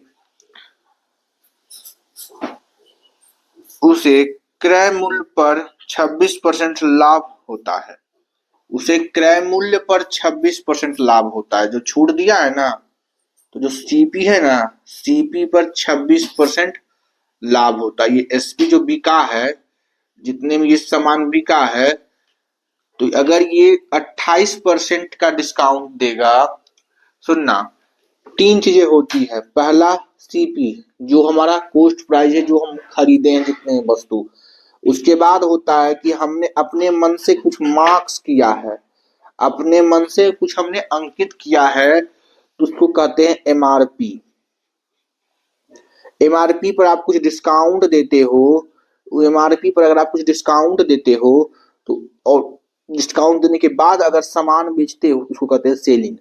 और यहां से यहां तक हमारा क्या निकलता है, सीपी से एसपी में या तो हमको प्रॉफिट निकलता है या तो हमको लॉस निकलता है। इतनी बात आपको कंफर्म होनी चाहिए, ठीक है। अगर हम बात करते हैं प्रॉफिट की, तो प्रॉफिट हमारा क्या होगा, तो कल भी बताए थे, ऐसा क्वेश्चन कल भी आया था कि प्रॉफिट जो होगा इन दोनों का सक्सेसिव होगा। प्रॉफिट जो होगा इन दोनों का सक्सेसिव होगा। देख रहे हो, पहले बढ़ा फिर डी घट गया, डिस्काउंट का मतलब घटना, तो सक्सेसिव होगा। प्रॉफिट जो होगा इसको बोलते हैं mark price, marked percentage, marked percentage. इसको बोलते हैं डिस्काउंट परसेंटेज, डिस्काउंट परसेंटेज। तो सक्सेसिव होगा किसका? सक्सेसिव होगा, याद रखना, प्रॉफिट या लॉस किसका? मार्क्स परसेंटेज का एंड डिस्काउंट परसेंटेज का। ओके, क्लियर है? कहोगे हाँ। तो यहाँ पर हम सक्सेसिव का फॉर्मूला भी लगा सकते हैं कि अगर हमको प्रॉफिट निकालना हो, डायरेक्ट प्रॉफिट परसेंटेज निकालना हो, तो हम डायरेक्ट लगा सकते हैं mark percentage minus discount percentage minus M into D बटे 100। ये फॉर्मूला हम यहाँ पर लगा सकते हैं प्रॉफिट परसेंटेज निकालने के डायरेक्ट। ठीक है ना? ओके, चलो अब यहाँ आते हैं। बोला है कि एक सामान का एमआरपी अगर 5670 है, उस पर हम 28% का डिस्काउंट देते हैं, तो हम कितना लाभ हमको मिलता है? तो कहोगे लाभ जो हमको मिलता है ना, 26% का लाभ प्राप्त होता है। 26% का 26% का लाभ प्राप्त होता है। कितना का? 26% का हम क्या प्राप्त होता है? लाभ प्राप्त होता है। तो क्रय मूल्य ज्ञात करिए। तो आपको सीपी ज्ञात करना है। इतनी बात क्लियर है? तो आपको सीपी निकालना है। हमको क्या निकालना है? सीपी। दूसरी बात, यहां तक समझ में आ गया है? तो आगे देखना, अगर कभी भी आपको प्रॉफिट परसेंटेज दिया हुआ हो और डिस्काउंट परसेंटेज दिया हुआ हो, तो आप एमआरपी से सीपी का रेशियो आसानी से निकाल सकते हो। अगर कभी भी आपको प्रॉफिट परसेंटेज और डिस्काउंट परसेंटेज दिया हुआ हो, तो आप एमआरपी और सीपी का रेशियो आसानी से निकाल सकते हो। एमआरपी और सीपी का रेशियो होगा ये।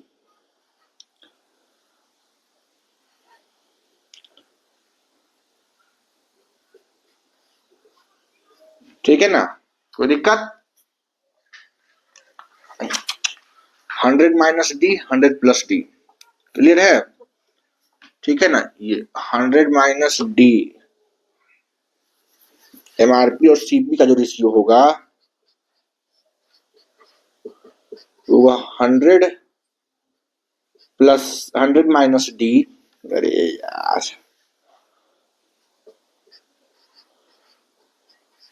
बटे 100 प्लस पी।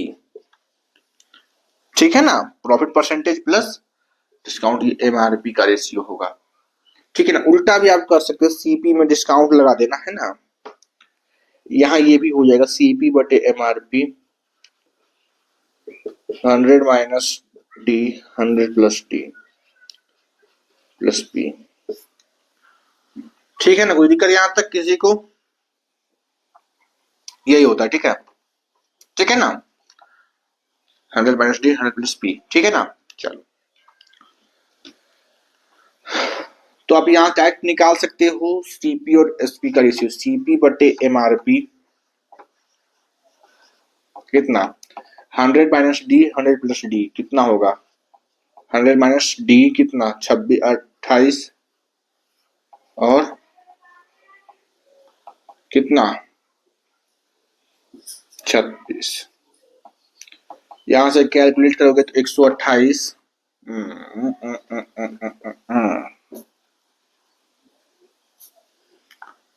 कितना आएगा देखो?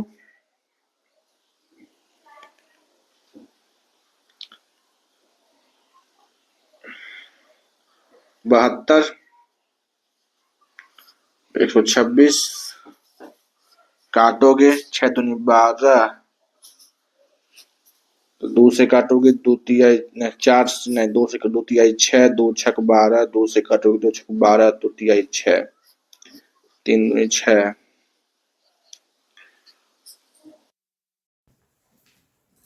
किस रेशियो 7। अगर सीपी 7 है तो एमआरपी सीपी 4 है। अगर सीपी और एमआरपी का रेशियो कितना आ गया? तो सीपी अगर 4 है तो एमआरपी 7 है। तो एमआरपी 7 है तो 7 का मल्टीपल कितना है? एमआरपी एक्चुअल में कितना है? एमआरपी है 5657, 5670। कितना 7 56, 7 का 7 0। तो आपको सीपी पूछा है तो सीपी 4 का मान पूछा है तो 4 का मान कितना होगा 810 गुना, ठीक है ना, 4 8 चौक 32, 3240। अगर हमारा सीपी 3240 है तो एमआरपी 5670 है, ठीक है ना। कोई दिक्कत यहां तक? कोई दिक्कत? तो ये बात याद रखना कि सीपी और एमपी का जो मान रेशियो होता है वो 100 माइनस डी और 100 प्लस डी होता है। क्लियर है? ठीक है ना। चलो अगला एक क्वेश्चन है, ध्यान से पढ़िएगा। देखो भाई डाटा दिया हुआ है, इसका माध्यिका निकालने का आता है, मीडियन निकालने का आता है। डाटा क्या क्या है सुनना है। डाटा है 3 5 2 5 5 8 4 2 7 9 8 11। मीडियन निकालने के लिए पहले हमको अरेंज करना पड़ता है। अरेंज्ड कहने का मतलब पहले हमको या तो असेंडिंग में करो या तो डिसेंडिंग में करो। सबसे पहले हमको नंबर को या तो बढ़ते क्रम में रखो या तो घटते क्रम में रखो, ठीक है। तो सबसे पहला हम इसमें खोजते हैं छोटा, सबसे छोटा कौन सा है, तो 2 2 ये 2 ये 2 हो गया। 2 से छोटा 3 है, 3 1 हो गया, 4 हो गया। उसके बाद 5 कै गो है, 3 गो 5 है, ठीक है ना।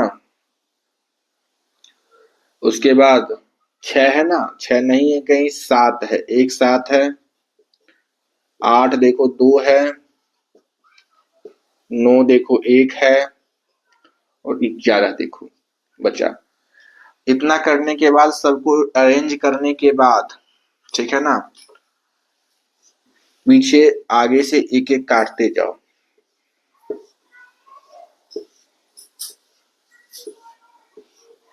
अब देखो बच कितना गया 5 और 5। अगर इसको काटेंगे तो मीडियन 0 होगा, तो मीडियन 0 तो हो नहीं सकता है कि नहीं। तो अगर बीच में अगर सिंगल एक संख्या बचती तो वही मीडियन होता, लेकिन यहाँ बीच में कितनी संख्या बची है, 2 संख्या बची है, 5 और 5। तो हम इस केस में क्या करेंगे, इन दोनों का माध्य ले लेंगे, इन दोनों का माध्य ले लेंगे, इन दोनों का मीन लेंगे। मीन निकालने के लिए इन दोनों को जोड़कर 2 से भाग करेंगे, यानी कि 10/2 यानी कि 5। तो इस केस में माध्य कितना होगा, मीडियन कितना होगा, 5 होगा। इसका मीडियन कितना होगा, 5 होगा। कितना होगा, 5 होगा। अच्छा ये काटना जरूरी था क्या, तो कहोगे नहीं सर काटना जरूरी नहीं था, आप डायरेक्ट अगर आपको फॉर्मूला याद है तो, अगर ये फॉर्मूला याद नहीं है तो ऐसे कर सकते हो। फॉर्मूला याद नहीं है तो आप डायरेक्ट इस जगह पहुंच सकते हो। कैसे, तो कितने नंबर हैं, तो 1 2 3 4 5 6 7 8 9 10 11 12। अगर इवन नंबर है, अगर इवन नंबर है, अगर इवन नंबर है, ठीक है, तो इवन नंबर है तो उसको n/2 कर दो। इवन नंबर है तो n/2 करो, n/2 से एक कम करना, बल्कि n/2 में से एक कम कर देना। ये दोनों संख्याएं हमारी क्या होंगी, मीडियन होगी। तो n/2 करोगे तो 12 का आधा करोगे तो 6, क्योंकि छठी संख्या और छठी से एक कम यानी कि पांचवी संख्या। तो छठी संख्या 5 ये 5 और पांचवी संख्या ये 5। तो बच ये दोनों का क्या कर लो आप, मीडियन निकाल लो, बटे 2 कर देना है, ठीक है ना। नहीं समझ में आए कोई बात नहीं, ये समझो, ठीक है। चलो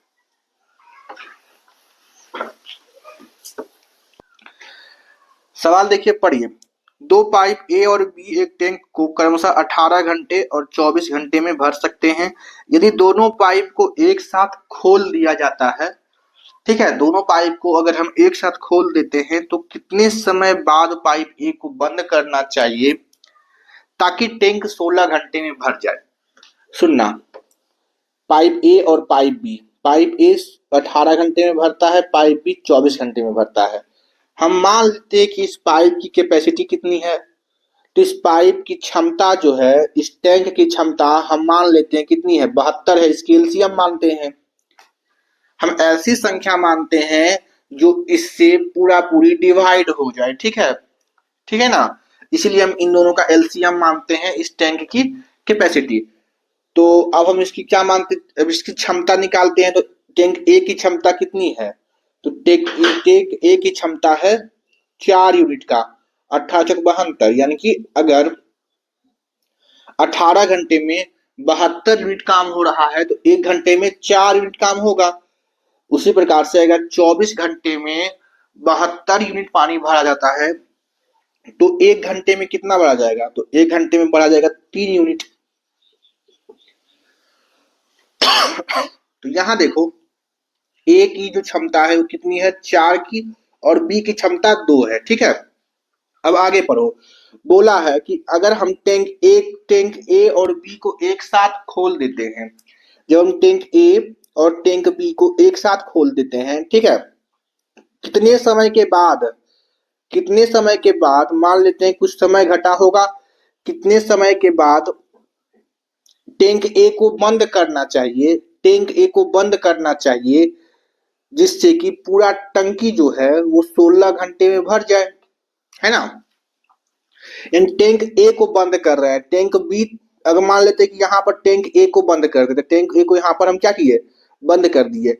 अब तो टैंक बी ही ना काम करेगा, अब बी ही ना पूरा यहाँ से यहाँ तक बी ही ना भरेगा, कहोगे हाँ। अगर यहाँ पर मान लेते हैं कि इस समय पर हम टैंक ए को बंद कर देते हैं, तब ये जो काम, ये जो टंकी फुल करेगा वो टैंक बी भरेगा, कहोगे हाँ। अब इस पूरे टैंक को भरने में समय कितना लगा है, 16 घंटा। अगर हम टंकी ए को बंद कर देते हैं तो बचे हुए को कौन भरेगा, टैंक बी भरेगा। अच्छा, टैंक बी जो है शुरू से लेके अंत तक भर रहा है, यानी टैंक बी यहां से लेके यहां तक टैंक बी भर रहा है, यानी शुरू से लेके अंत तक टैंक बी चालू है, यानी कि 16 घंटा टैंक बी चालू है। टैंक बी का टैंक बी 1 घंटे में कितना पानी भरता है, तो टैंक बी 1 घंटे में जो है ना 3 यूनिट पानी भरता है। तो टैंक बी 16 घंटा चालू रहा, तो टैंक बी 16 घंटे में कितना भरेगा, ये हमको कोई बता सकता है, तो 16 48 यूनिट, यानी टैंक बी अकेले 48 घंटा पानी भरेगा, टैंक बी अकेले 48 घंटा पानी भरेगा, ठीक है ना। टैंक बी अकेले यहां से यहां तक 48 घंटा पानी भरेगा, ठीक है। कोई दिक्कत, कोई दिक्कत नहीं।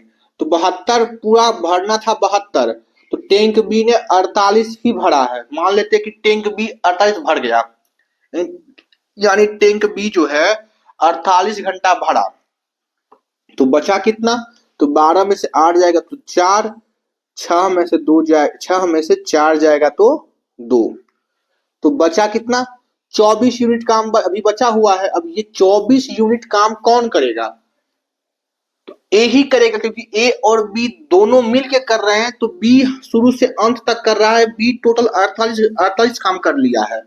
तो अब जो बचा काम है उसको ए ही करेगा ना, तो बचा काम है 24, 24 को एक किस इफिशियंसी से करेगा, तो 4 इफिशियंसी से करेगा।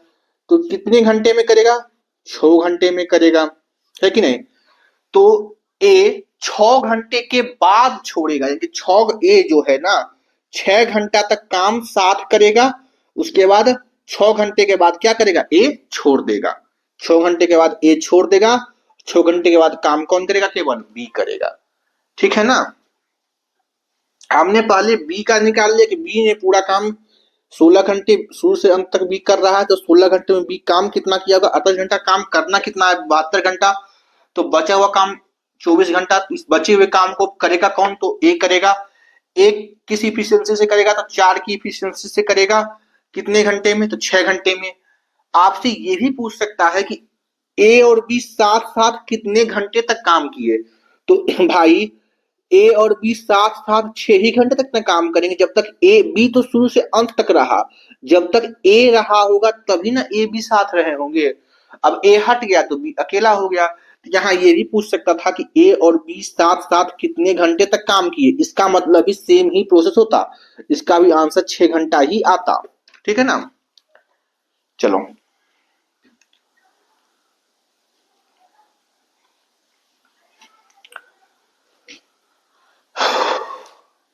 कोई दिक्कत, चलो।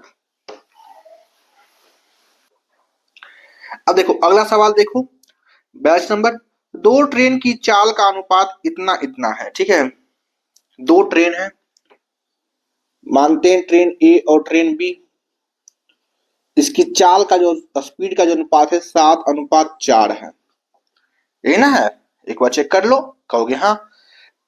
तो अगर मेरे प्यारे भाई ये बताओ कि अगर अनुपात में 7 सबसे ज्यादा तेज चलने वाली ट्रेन कौन है? जो 7 से चल रही है, 4 वाली छोटी है, कहोगे हाँ। तो सबसे तेज ट्रेन कौन है? तो ए है, कहोगे हाँ। अब क्या बोला है? तो तेज चलने वाली ट्रेन द्वारा 196 किलोमीटर की दूरी तय करने में लिया गया समय दूसरे ट्रेन से 7 घंटे कम है, तो धीमा ट्रेन की चाल याद करिए। ठीक है, सुनना क्या बोला है। हमको कितना किलोमीटर चलना है? 196 किलोमीटर चलना है ना, यानी कि डिस्टेंस फिक्स है। अगर डिस्टेंस फिक्स है तो याद रखो कि डिस्टेंस जो होता है स्पीड इनटू टाइम होता है। अगर हम डिस्टेंस को फिक्स कर देते हैं तो स्पीड का जो रेशियो होता है उसके अपोजिट में टाइम का रेशियो होता है। तो यहाँ स्पीड डिस्टेंस 196 किलोमीटर ही गया है, यानी कि ए और बी दोनों 196 किलोमीटर गए हैं, यानी कि ए भी 196 किलोमीटर तय किया है, बी भी 196 किलोमीटर तय किया है। यहाँ डिस्टेंस फिक्स है। अगर डिस्टेंस फिक्स है तो स्पीड को जिस अनुपात में आप बढ़ाओगे टाइम उसी अनुपात में कम जाएगा। तो अगर स्पीड 7:4 है तो टाइम कितना होगा? तो टाइम 4:7 होगा।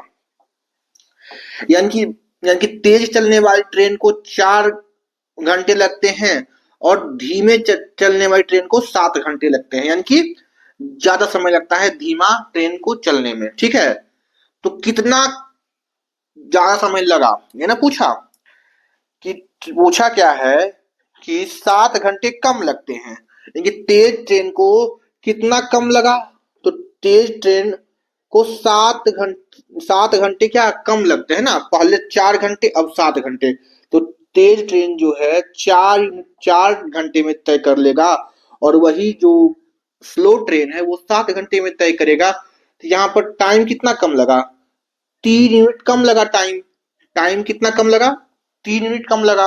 अब टाइम कम कितना लग रहा है यहाँ देखना है, तो टाइम यहाँ कितना कम लग रहा है? तो यहाँ भी 7 घंटे कम लग रहा है। तो 1 घंटे का मान कितना होगा? एक का मान होगा 7/3 यूनिट। ठीक है, आपसे पूछा है स्लो ट्रेन की चाल ना, आपसे क्या पूछा है? स्लो ट्रेन की चाल, धीमे चाल वाली ट्रेन। तो धीमे चाल वाली ट्रेन तो यही है, इसकी चाल पूछी है, तो इसका टाइम निकाल लो। एक का इसका टाइम निकाल लो। तो एक का मान इतना है तो 7 का मान कितना होगा? 7 × 7/3। कहोगे हाँ, कहोगे हाँ, कोई दिक्कत नहीं है, कोई दिक्कत नहीं। ठीक है, तो टाइम एक्चुअल में 49/3 घंटे का लगा है। टाइम कितना लगा है धीमे ट्रेन को? 49/3 घंटे का। कितना डिस्टेंस चलना है? 196 किलोमीटर हमको चलना है और टाइम हमको लगा है धीमा ट्रेन को 7 × 7/3 घंटा। तो आप हमको बताओ इसकी स्पीड कितनी होगी? स्पीड बराबर डिस्टेंस अपॉन टाइम। तो डिस्टेंस 196 किलोमीटर, टाइम बी को समय कितना लग रहा है? 7 × 7/3 यानी कि 49/3। अब ये 3 ऊपर जाएगा तो 3 को ऊपर पहुंचा दो, 3 को ऊपर पहुंचा दो। ठीक है, अब काटो। अच्छा, 196 होता है 14 × 14, यहां से काटोगे तो 7 से तो 2, और यहां से काटोगे तो 2। कोई दिक्कत है ना? 7 दूनी 14, 7 दूनी 14, यानी कि 49 × 4, यानी कि 3 दूनी 6 दूनी 12, यानी कि 12 किलोमीटर प्रति घंटा स्लो ट्रेन की क्या है? चाल है, 12 किलोमीटर प्रति घंटा। आपसे यहाँ फास्ट ट्रेन की भी चाल पूछता तो भी निकाल लेते।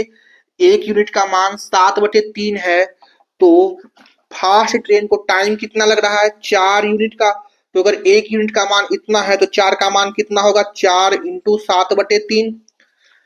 टोटल डिस्टेंस एक कितना गया है? ये भी गया है 196 किलोमीटर। टाइम कितना? 4 × 7/3। यहां से हम एक ही चाल निकाल लेते, है कि नहीं? कोई दिक्कत यहाँ पर? चलो, एक वर्गाकार खेत पर 15 मीटर पर सेकेंड की दर से बाड़ लगाने का लागत कितना है? यानी एक वर्गाकार खेत है, ठीक है, इसमें वार्ड का मतलब बाउंड्री लगाने का है ना, बाउंड्री लगाने का, ये केवल बाउंड्री लगाने का काम चल रहा है, इस पर बाउंड्री लगाने का काम हम कर रहे हैं ना, बाउंड्री लगाने का काम इस पर कर रहे हैं। ठीक, वर्गाकार खेत है, इस पर बाउंड्री लगाने का काम करते हैं, तो इसका जो क्या है ना, 15 रुपया पर मीटर, यानी कि हर एक मीटर में 15 रुपया लेने का बात चली है, ठीक है, खर्च आता है।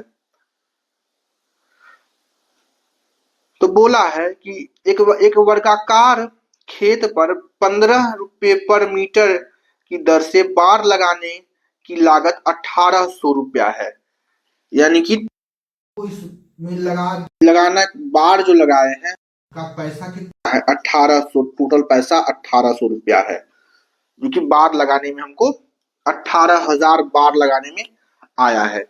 और एक मीटर में 15 रुपया लगता है, कि 15 रुपया लगाने में, एक मीटर में आपको 15 रुपया लग रहा है, तो आप हमको ये बताओ कि अगर आपको 18,000 लगा है, 18,000 रुपया लगा है, तो आपका खेत कितना मीटर का है? तो आप यहां से पहले ये निकाल सकते हो, खेत आपका कितने मीटर का है?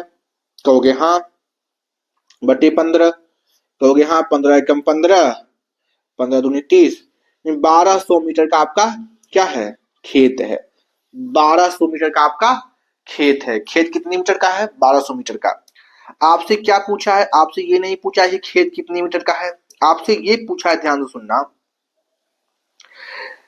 कि उसी खेत पर, इस 1200 मीटर वाले खेत पर, इसी खेत पर, उसी खेत पर 11 रुपए प्रति 100 मीटर, यानी कि हर 100 मीटर में 11 रुपए, हर 100 मीटर में 11 रुपए, हर 100 मीटर में 11 रुपए की दर से बाड़ लगाने का लागत ज्ञात करिए। यानी कि 100 मीटर में जब हम 11 रुपया लेंगे, तो इस खेत की उसी खेत में जब 100 मीटर जब लगाएंगे ना, तो 11 रुपया लेंगे, तो टोटल लगाना कितना है? 1200 मीटर। तो कितना रुपया हमको देना पड़ेगा? तो 100 मीटर लगाएंगे तो 11 रुपया, तो 1200 मीटर जब लगाएंगे हम, तो कितना देना पड़ेगा? जीरो से जीरो कट गया, 12 गुने 11, इतना रुपया हमको देना पड़ेगा। करोगे तो 2 1 3 132 रुपया हमको देना पड़ेगा। ओके, कोई दिक्कत? चलो, पहले हमने क्या किया? खेत का मीटर निकाला, क्योंकि हमको मालूम ही नहीं कि खेत कितनी मीटर की है, तो कैसे हम देंगे? पहले हम खेत का निकालेंगे कि खेत कितना मीटर लंबा है, उसी के अकॉर्डिंग हम अब उसको पैसा देंगे, है कि नहीं? कि हर 100 मीटर में हमको 11 रुपया देना है, तो 1200 मीटर में कितना देंगे? 132, है कि नहीं? चलो, ए बी मिलकर एक काम को 6 दिन में कर सकते। देखो, ये क्वेश्चन पिछले शिफ्ट में भी था, इसमें भी है, ये क्वेश्चन रिपीट हुआ है, ये इंपॉर्टेंट है, ये रिपीट हुआ है, ये आगे आने वाले एनटीपीसी के एग्जाम में भी पूछ सकता है, ठीक है। देखो, ए बी मिलकर मतलब ए बी मिलकर एक काम को 6 दिन में कर सकते हैं, ठीक है। बी अकेला उस काम को 15 दिन में करेगा, क्लियर है? फटाफट समझिए, ए अकेला उस काम के दोगुने काम को कितने दिन में करेगा, यही पूछा है, ठीक है। तो पहले हम तो ये तो निकाल लेते हैं, काम कितना है, काम इसका हमेशा एलसीएम होगा, तो 30 काम है, तो बी 2 करेगा, ए 5 करेगा, है कि नहीं? ए प्लस बी 5 करेगा, ए प्लस बी का इफिशियंसी 5 है, बी की इफिशियंसी 2 है, ए प्लस बी की क्षमता 5 है काम करने की, बी की क्षमता 2 है। तो हम अगर ए प्लस बी की क्षमता 5 है, बी की यहाँ 2 है, तो ए की क्षमता हम निकाल सकते हैं 3, कहोगे हाँ। अब यहाँ देखो, काम करना कितना है, ए को काम करना कितना है, इसका डबल काम करना है, ए को काम इसका डबल करना है, किस इफिशियंसी से? 3 की इफिशियंसी से। तो ए अकेले इस काम का डबल, ए अकेले 3 इफिशियंसी से काम करेगा, और काम है 30, तो 30 का डबल 60, तो 60 3 इफिशियंसी से करेगा कितनी में, तो 20 दिन में कर लेगा, है ना।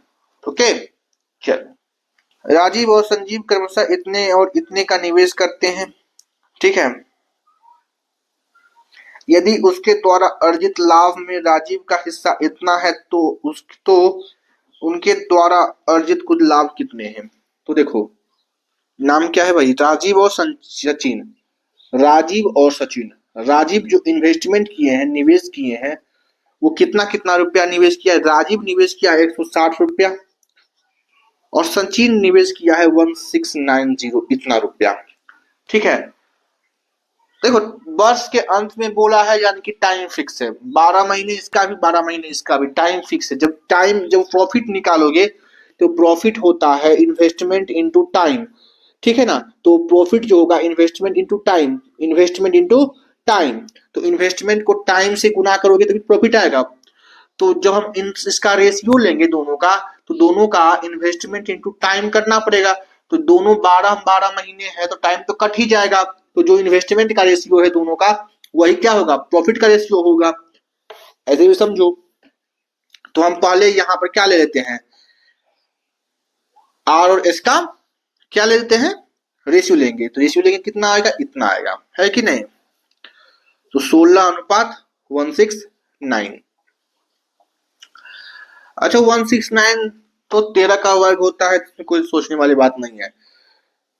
तो इन्वेस्टमेंट का रेशियो कितना है, 16:109। तो प्रॉफिट का रेशियो कितना होगा, तो प्रॉफिट का भी रेशियो यही होगा, 1:9 ही होगा, 16:109 ही होगा। कोई दिक्कत, कोई दिक्कत नहीं। आपको बोला क्या है वो सुनना है। आपको बोला है मेरे प्यारे भाई,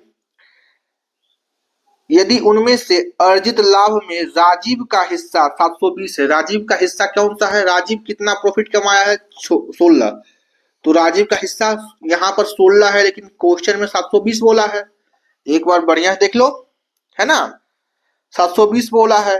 तो उनके द्वारा अर्जित लाभ, तो टोटल लाभ बताना है आपको। तो अगर 16 का हिस्सा 720 है, तो कितने गुना, 16×48, 16 × 64, 64 और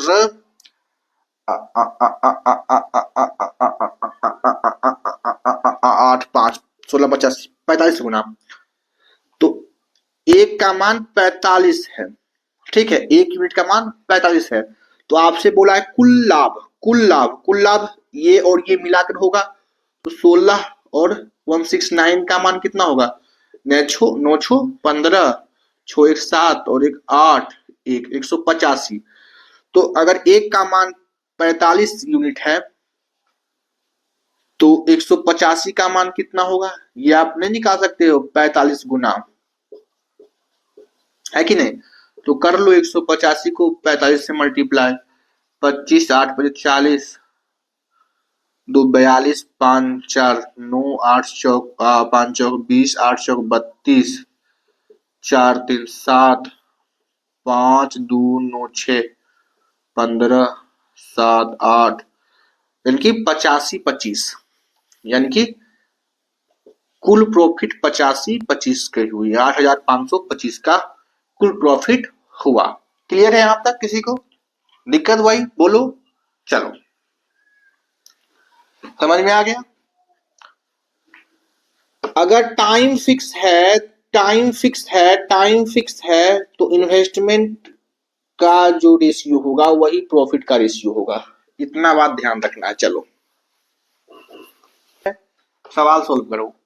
सवाल है क्या, सुनना। एक खिलौना जो कि एक अर्धगोलाकार अर्धगोले पर अध्यारोपित शंकु के आकार का है।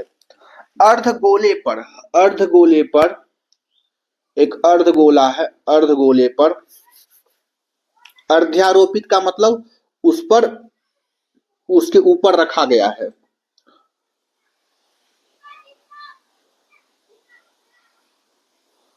ठीक है, ये अर्धगोला है, इसके ऊपर क्या रखा गया है, एक शंकु रखा गया है। शंकु छस नहीं बना क्या,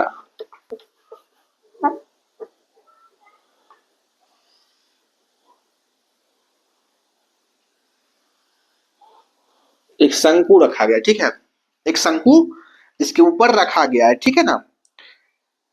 और उन दोनों का त्रिज्या 7 है, यानी कि हम तय हो गए, हमको पता चल गया कि इसके ऊपर रखा गया है, इसकी त्रिज्या 7 है, इसकी रेडियस 7 है, ठीक है। चलो, यदि शंकु भाग का आयतन अर्धगोले भाग के आयतन के बराबर है, यदि शंकु का आयतन अर्धगोले का आयतन के बराबर है, तो शंकु का आयतन क्या होगा? तो कोन का आयतन, आपको वॉल्यूम ऑफ कोन पता है, volume of cone, volume of cone कितना होता है बता सकते हैं? सिलेंडर का 1/3, 1/3 पाई आर स्क्वायर एच। उसी प्रकार से आप हमको हेमिस्फीयर अर्धगोले का वॉल्यूम बता सकते हो? क्योंकि हाँ, क्यों नहीं बताएंगे, 2/3 पाई आर क्यूब, ठीक है। ये दोनों आपस में क्या है? बराबर है। पहले ये जो दिया वो देख लो, स्क्वायर आर स्क्वायर से ये 2 आर स्क्वायर कट जाएगा, पाई से ये पाई कट जाएगा, 3 से ये 3 कट जाएगा, ठीक है ना। दोनों का रेडियस 7 है, इतनी बात तो आप जानते हो। ओके, तो h का मान कितना आएगा? h का मान आएगा 2 इंटू आर। आर है कितना? तो आर है 7, तो h का मान आएगा 7 गुने 2 यानी कि 14। आर h का मान 7 गुने 2 इंटू 14। h है क्या? तो कोन की हाइट। h है क्या? कोन की हाइट। कोन की हाइट हमने पता लगा लिया, कितना h जो है क्या? कोन की हाइट। तो ये जो h आया है, कोन की हाइट आया है, वो कितना आया है? 14 आया है। कोन की हाइट कितनी आई है? 14 आई है, ठीक है। कोन की हाइट क्या होता है? कोन का हाइट होता है यहां से लेके यहां तक, ये ऊंचाई कितनी है? 14 है, ठीक है। आगे पढ़ेंगे, इतनी बात क्लियर है। अब आपसे बोला है तो खिलौने की संपूर्ण ऊंचाई, यानी कि खिलौने का ऊंचाई पूछा है, यानी खिलौना यहां से यहां तक आपसे पूछा है, ये ऊंचाई आपसे पूछा है, आपसे ये ऊंचाई पूछा है कि इसका मान क्या होगा, इतना ये लंबा जो है इसका मान। तो मेरे प्यारे भाई, इतना का मान 14 है, और देखो ये अर्धगोले है, इसका मान 7 है। तो आप हमको ये बताओ, इधर का भी जो रेडियस होगा इस गोले का, ये भी 7 होगा, इधर का जो रेडियस होगा ये भी 7 होगा, तो गोले का जो रेडियस होगा वो सब बराबर होता है। अरे भाई, गोला है, इस गोले का जो रेडियस होगा ये भी 7 होगा, ये भी 7 होगा, ये भी 7 होगा, ये भी 7 होगा, ये भी 7 ही ना होगा। अब इस गोले को हम बीच से काट देते हैं, इस गोले को हम बीच से काट देंगे। अगर हम इस गोले को बीच से काट देंगे, बीच से काट देंगे, तो ये रेडियस तो 7 ही ना होगी, ये भी तो रेडियस ही ना होगी जो ये रेडियस होगा, क्योंकि हाँ। तो इसी प्रकार से ये जो रेडियस है ये भी 7 है, तो यहां से यहां तक कितना आ गया? 7 मीटर, और यहां से यहां तक 14, तो 14 और 7 ये पूरा कितना हो जाएगा? कहोगे 21। 21 यानी कि खिलौने का हाइट कितना आ गया यहां से यहां तक का? 21। ओके, क्लियर है यहां तक? 21, ठीक है।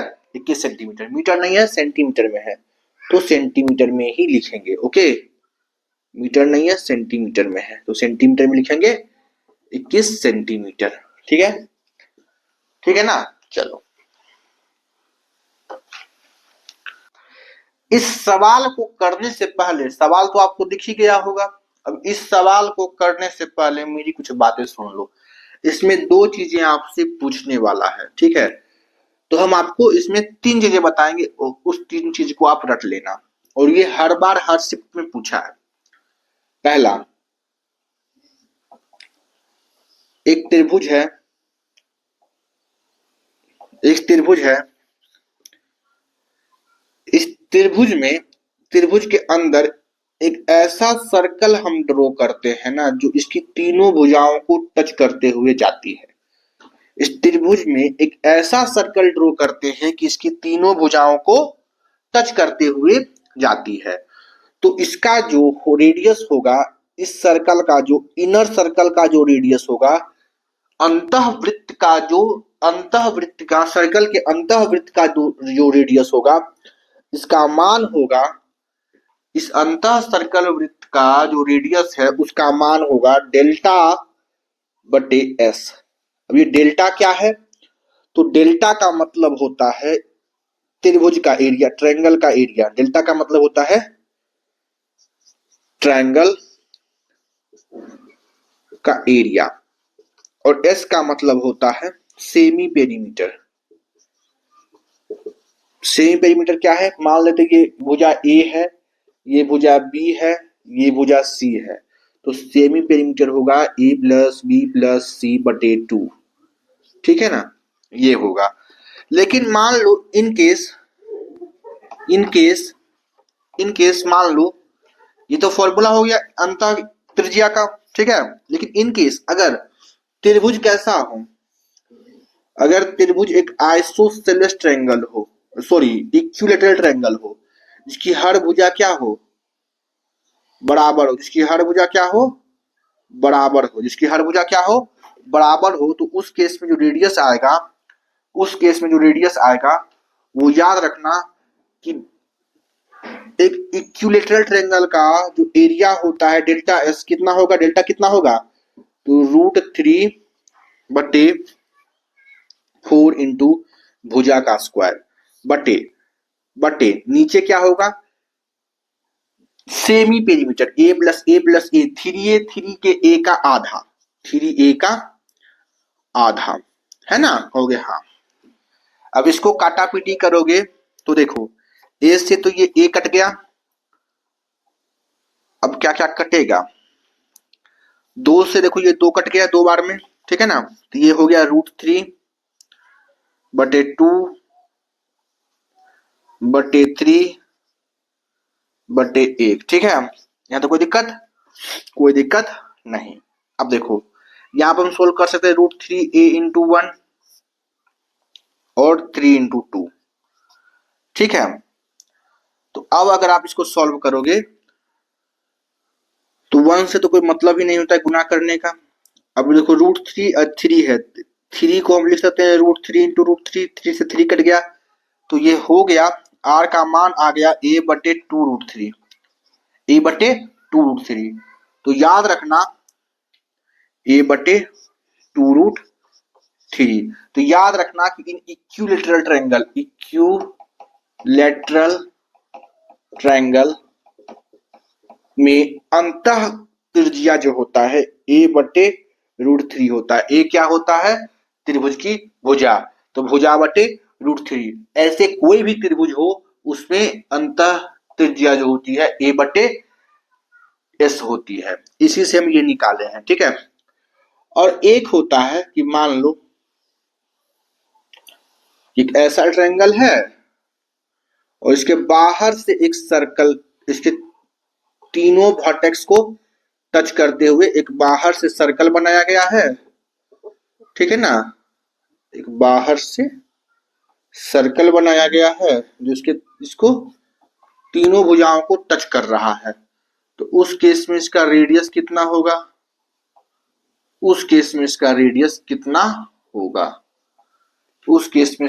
कितना होगा? ये आपको मालूम होना चाहिए, ठीक है।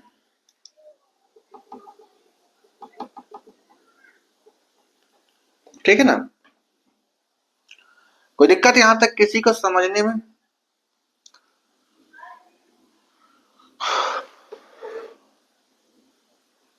कोई दिक्कत नहीं, चलो।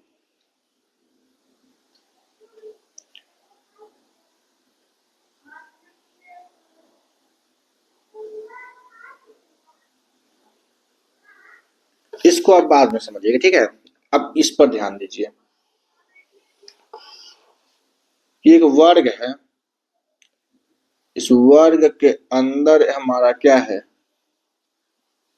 एक वृत्त है। इस वर्ग के अंदर हमारा एक वृत्त है और इस वृत्त की आपसे त्रिज्या पूछा जाए तो इसका होता है वर्ग की भुजा अगर a है तो a/2, a का आधा होगा त्रिज्या, ठीक है ना। ये तीन आप याद रखिए। अब सवाल पढ़िए। अब आप क्या पढ़िए? सवाल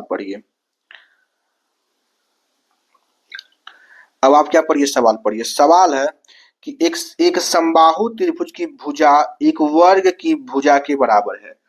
यानी कि एक त्रिभुज है की भुजा वर्ग की भुजा के बराबर है। ठीक है, समबाहु त्रिभुज का परित्रिज्या, समबाहु त्रिभुज का परित्रिज्या का मतलब अंदर वाला त्रिज्या जो होता है ना, इसको बोलते हैं परित्रिज्या। ठीक है,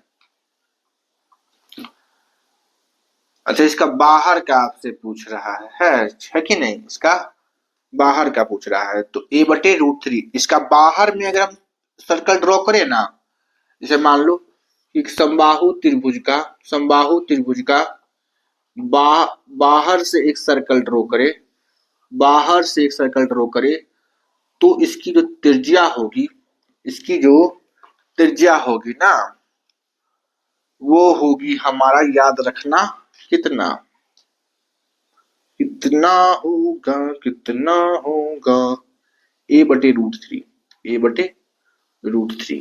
ठीक है ना, ए बटे रूट थ्री। ठीक है ना, तो आपसे यही बोला है कि इसका परित्रिज्या आर, इसका परित्रिज्या ए बटे रूट थ्री, और इसका ए बटे टू, इसका मान इसका अनुपात कितना होगा। तो ए से ए कट जाएगा तो टू रूट थ्री हो जाएगा। क्लियर है, टू रूट थ्री हो जाएगा। ठीक है, टू रूट थ्री हो जाएगा, ऑप्शन नंबर बी, सी। ठीक है ना, यही आपसे पूछा है सिंपली। ठीक है, कोई दिक्कत यहां तक, चलो तो ये आप याद कर लेना है। ठीक है ना, चलो एक बैग में 1 रुपये 2 रुपये के सिक्के हैं, एक बैग है उसमें 1 रुपये का सिक्का और 2 रुपये का सिक्का है। ठीक है, ये क्वाइंस है, ये क्वाइंस है। नंबर ऑफ क्वाइंस कितने हैं तो मालूम नहीं, नंबर ऑफ क्वाइंस कितने हैं नहीं मालूम है कि नंबर ऑफ क्वाइंस कितने हैं। तो लेकिन सिक्कों की संख्या 10 है। हम मानते हैं कि सिक्कों की संख्या x यहाँ है और सिक्कों की संख्या y है, कि 1 रुपये के सिक्कों की संख्या x है और 2 रुपये की सिक्कों की संख्या y है। और यहाँ बोला है कि सिक्कों की संख्या का योग कितना है, कुल सिक्कों की संख्या 10 है, दोनों मिला के 10 को सिक्का है। ठीक है ना, उनमें से कुल सिक्कों की, उनमें से क्या बोला है, उनमें से कुल मूल्य 16 है, 16 रुपया है। उनमें से कुल जो सिक्को है ना, उसका मूल्य 16 रुपया है। ठीक है ना, कुल बोल इसमें क्या बोला है कि जो सिक्कों की संख्या जो है ना, number of value of coins, value of coin, value of coins. ठीक है ना, वैल्यू यानी कि कुल मूल्य।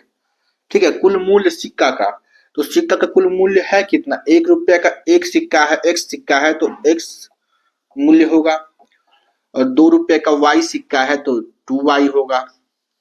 वैल्यू x रुपया और 2y रुपया होगा।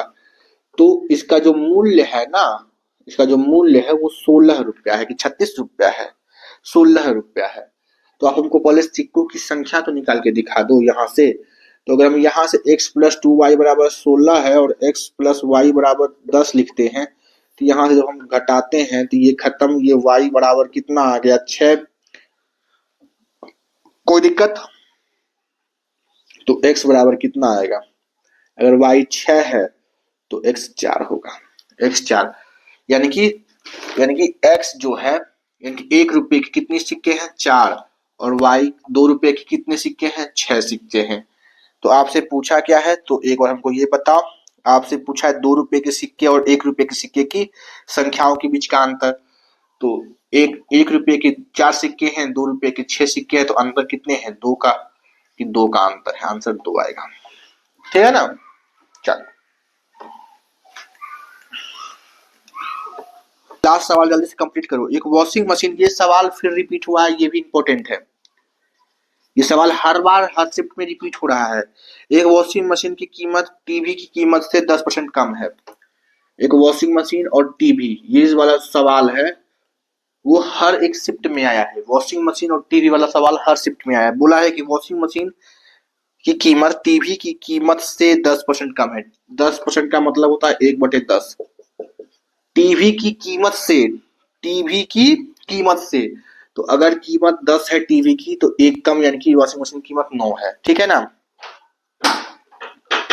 ठीक है, टीवी की कीमत 10% कम है। ठीक है ना? यदि वॉशिंग मशीन की कीमत 65% क्या हो जाए, बढ़ जाए, वॉशिंग मशीन का कीमत क्या हो जाए, 65% बढ़ जाए। आगे टीवी का कीमत 34% क्या हो, घट जाए, क्या हो, घट जाए। ठीक है, तो 5 वॉशिंग मशीन और 3 टीवी, ये तो एक वॉशिंग मशीन और एक टीवी का मान है। तो 5 वॉशिंग मशीन करोगे तो 5 को गुना करना पड़ेगा और 3 टीवी करोगे 3 से गुना करना पड़ेगा, है ना? अब यहाँ पे रेशियो ले लो, 3 तिहाई 9, 5 दूनी 10, तो रेशियो 3:2 आ गया, रेशियो 3:2 आ गया वॉशिंग मशीन का। तो गया हाँ। तो ओवरऑल आपसे क्या पूछा है, आपसे पूछा है कुल कीमत में कितना परिवर्तन हुआ। तो यहाँ पर आप क्या लगा लोगे, वेटेज एवरेज, कुल जहां पूछे वहां पर वेटेज एवरेज लगाओगे तो 3 गुने 65% जमा 2 गुने माइनस का 34% बटे टोटल कितना है 5, 5 समान में है तो माइनस, यहाँ माइनस प्लस माइनस हो जाएगा यहाँ पर। हो गया हाँ। अब 5 तिहाई 15, 6 तिया 18, 19, 195 माइनस 4 दूनी 8, 4 3 दूनी 6, 4 दूनी 8, 3 दूनी 6, 68 बटे 5। अब यहाँ करोगे कितना आएगा, 15 में से 8 जाएगा तो 9 6 15, 8 कितना आएगा, 8 7 15 और यहाँ बच जाएगा 8 6 2 1, है ना कि नहीं? 8 7 15, 12 6 6 6 18 19 ये आ जाएगा, है कि नहीं? अब इसको सॉल्व करोगे, 5 दूनी 10, 5 पचे 25 पॉइंट 5 पचे 25%, इतना परसेंट क्या होगा, परिवर्तन आएगा, इतना परसेंट हमको 25.5% प्रॉफिट होगा। ठीक है ना? टोटल में 25.5% का परिवर्तन आएगा प्रॉफिट में। ठीक है ना? तो आंसर है, मिला लो। ठीक है ना? तो ये टोटल सवाल कंप्लीट होते हैं। एक सवाल का आंसर आपको करना था इससे पिछले वाला सवाल का, वो आप कमेंट में हमको बताइएगा। और आज यहीं तक रखते हैं, फिर मिलते हैं कल, और कल हम फिर अगला शिफ्ट का सवाल सॉल्व करेंगे। ठीक है, चलो।